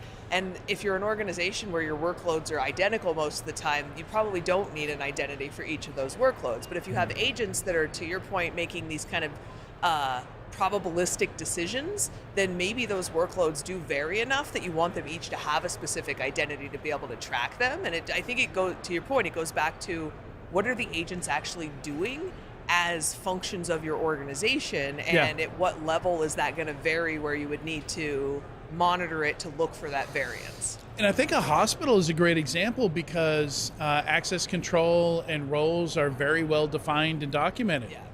So I think that would actually be one of the easier places to do that than just general enterprise stuff. I feel like in a lot of enterprise organizations, nobody's taking the time to do that.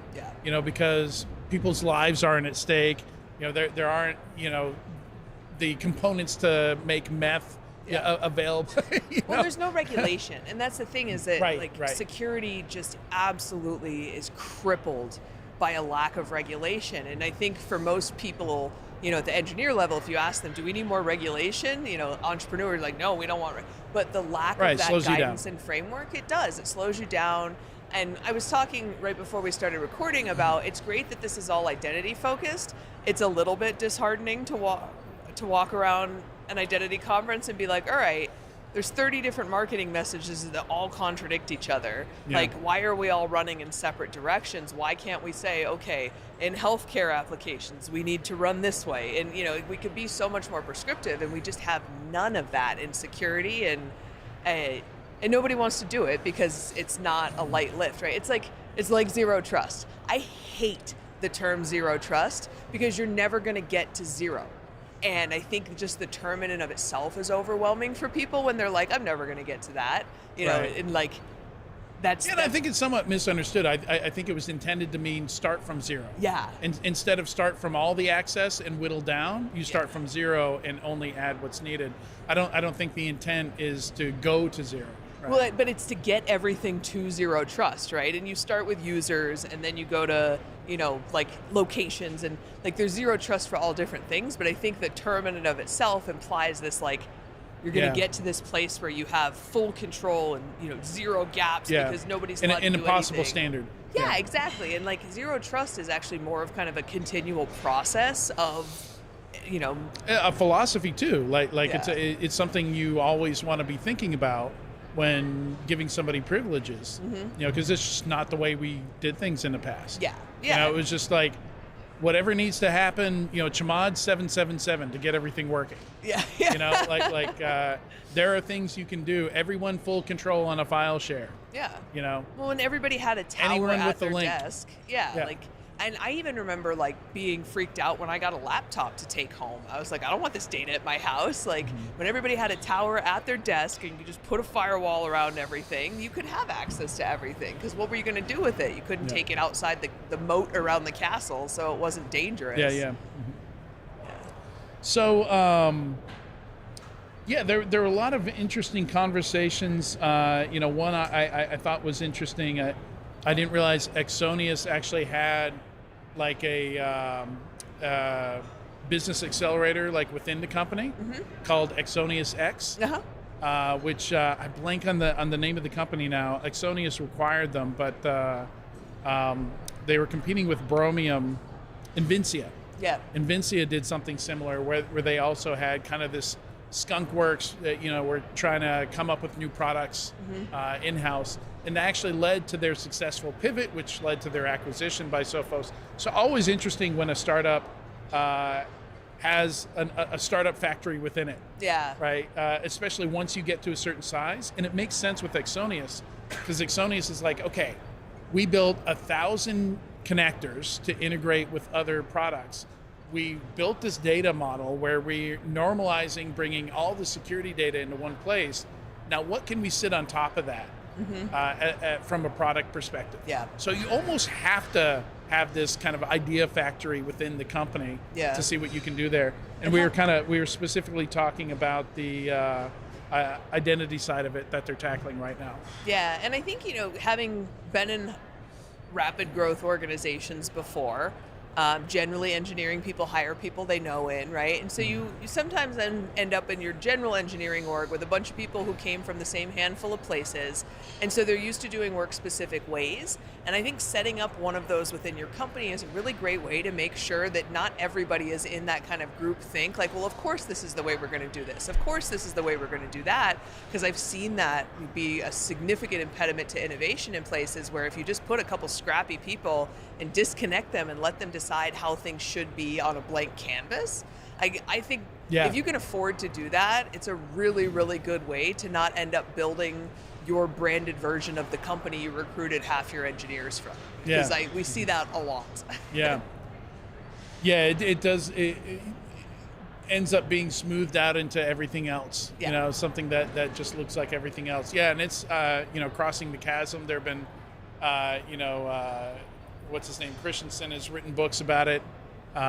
There's a lot of, it's a tough problem growing a company and keeping that kind of innovative spirit going there. I also learned Cubeless has free single sign-on and MFA. Yeah, I went over and did an analyst briefing with them today as well. So they're kind of trying to be like Okta for everybody, right? So like Okta for small and mid-sized businesses. They've got this interesting freemium model that they're working on. So, and I was like, so what's the monetization strategy? And he was like, I don't know yet. Yeah. So that was interesting. But I guess it makes sense. Like once you build this freemium model, you onboard a lot of folks. Like the data they're going to get out of that maybe informs what they charge for, what premium services that they put together. But I love the fact that they're starting with the stuff that other companies are charging extra for. Yeah. Right? The SSO tax, you got to be in the enterprise tier. You can't be at the small business tier or the pro tier if you want single sign-on, right? So it's kind of cool that they've flipped that model. Yeah, and and that's the free product. Yeah, and it'll be interesting to see. The one recommendation I made is, hey, having come from vendors who do freemium stuff, as you go to transition your customers to paying customers, you have to be ready to stand up professional services alongside your freemium model, because once people do write that check, everything from there needs to go really well. Yeah. Because if they've been using your product for free and then they write a check and then all the extra things that come with that check start causing issues, it's not a great experience. So that was and I think that's smooth transition. Yeah, and just professional services in general. Like I think for most SaaS companies, that's going to be table stakes going forward. I think a lot of companies have tried to use, third parties and channel partners and things like that, and you just lose control of your customer experience. Do you remember when Medium started charging for stuff? Yeah. So the way they did that, I think is a great example of how not to do it, in that the way they announced it, it sounded like everything on Medium was from one day to the next behind a paywall. Yep. And you needed a subscription, when what actually happened is every individual person on Medium had the choice of whether to put up a paywall or not. Yeah. And they could even do like a hybrid of both. They could have free articles and paid articles.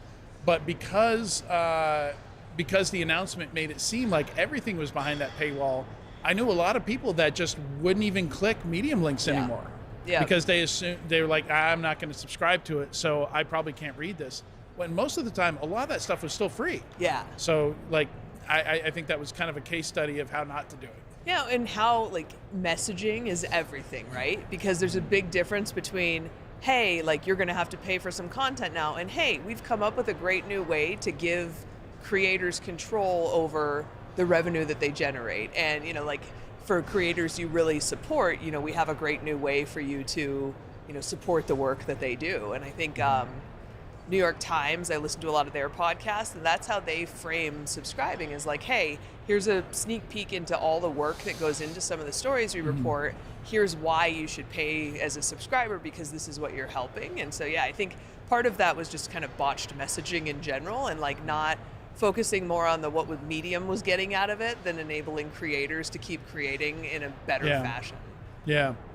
Yeah, no, it's. I wish the whole industry went for a different model. That it was more of a, like Brave had a great idea. They created the basic attention token, and the idea is you would load up your browser with $50 a month or something like that, and based on what websites you visited, those people would get paid automatically behind the scenes just by the fact that you went and visited that website, and. That solves the problem of, this is the only LA Times story I'm going to read this year probably. Yeah. It does not make sense for me to subscribe to read a single story. And I wish that could have caught on. I would have been fully on board with that. But I'd like to know what that would have looked like, but oh well. So tomorrow we start at 10 a.m. Pacific. We're gonna open it up. I assume you're still gonna be here with me. Assuming I survive the Sphere and Kenny Chesney, I will. I can't guarantee what I will look like when I get here, but I will be here. I may be a steaming pile. Jackie will be here in some form. And tomorrow we just have one interview left with SDG Corporation. And then we're going to do Enterprise Security Weekly live. I am so excited for this. Yeah. I'm excited for the guest. I'm excited to be able to do it live. Tell us about the guest. All right, so Tina's coming on, and she is the co-founder of Badge. And Badge is doing some really cool things with biometric verification that doesn't require you to store that data on endpoints. So it's significantly more complicated than that. But I'm excited because Tina is one of me. So like I'm the person that's like the weaponized autistic ADHD that just like I have to conquer all the things, and her interest in like experience that we'll talk about tomorrow is as diverse as mine, which I love. So it's gonna be fun. I'm really excited. Perfect teaser. Don't say anything more than that. Nothing else. It's gonna be a great conversation. I'm really looking forward to it. The more you tell me about Tina, the more excited I get for the conversation tomorrow. She's like my new favorite person. I won't lie. And that's all we've got for you today. So this is wrapping up day 2 of Identiverse 2025. And we will be back here on CyberRiskTV tomorrow morning, 10 a.m. Pacific.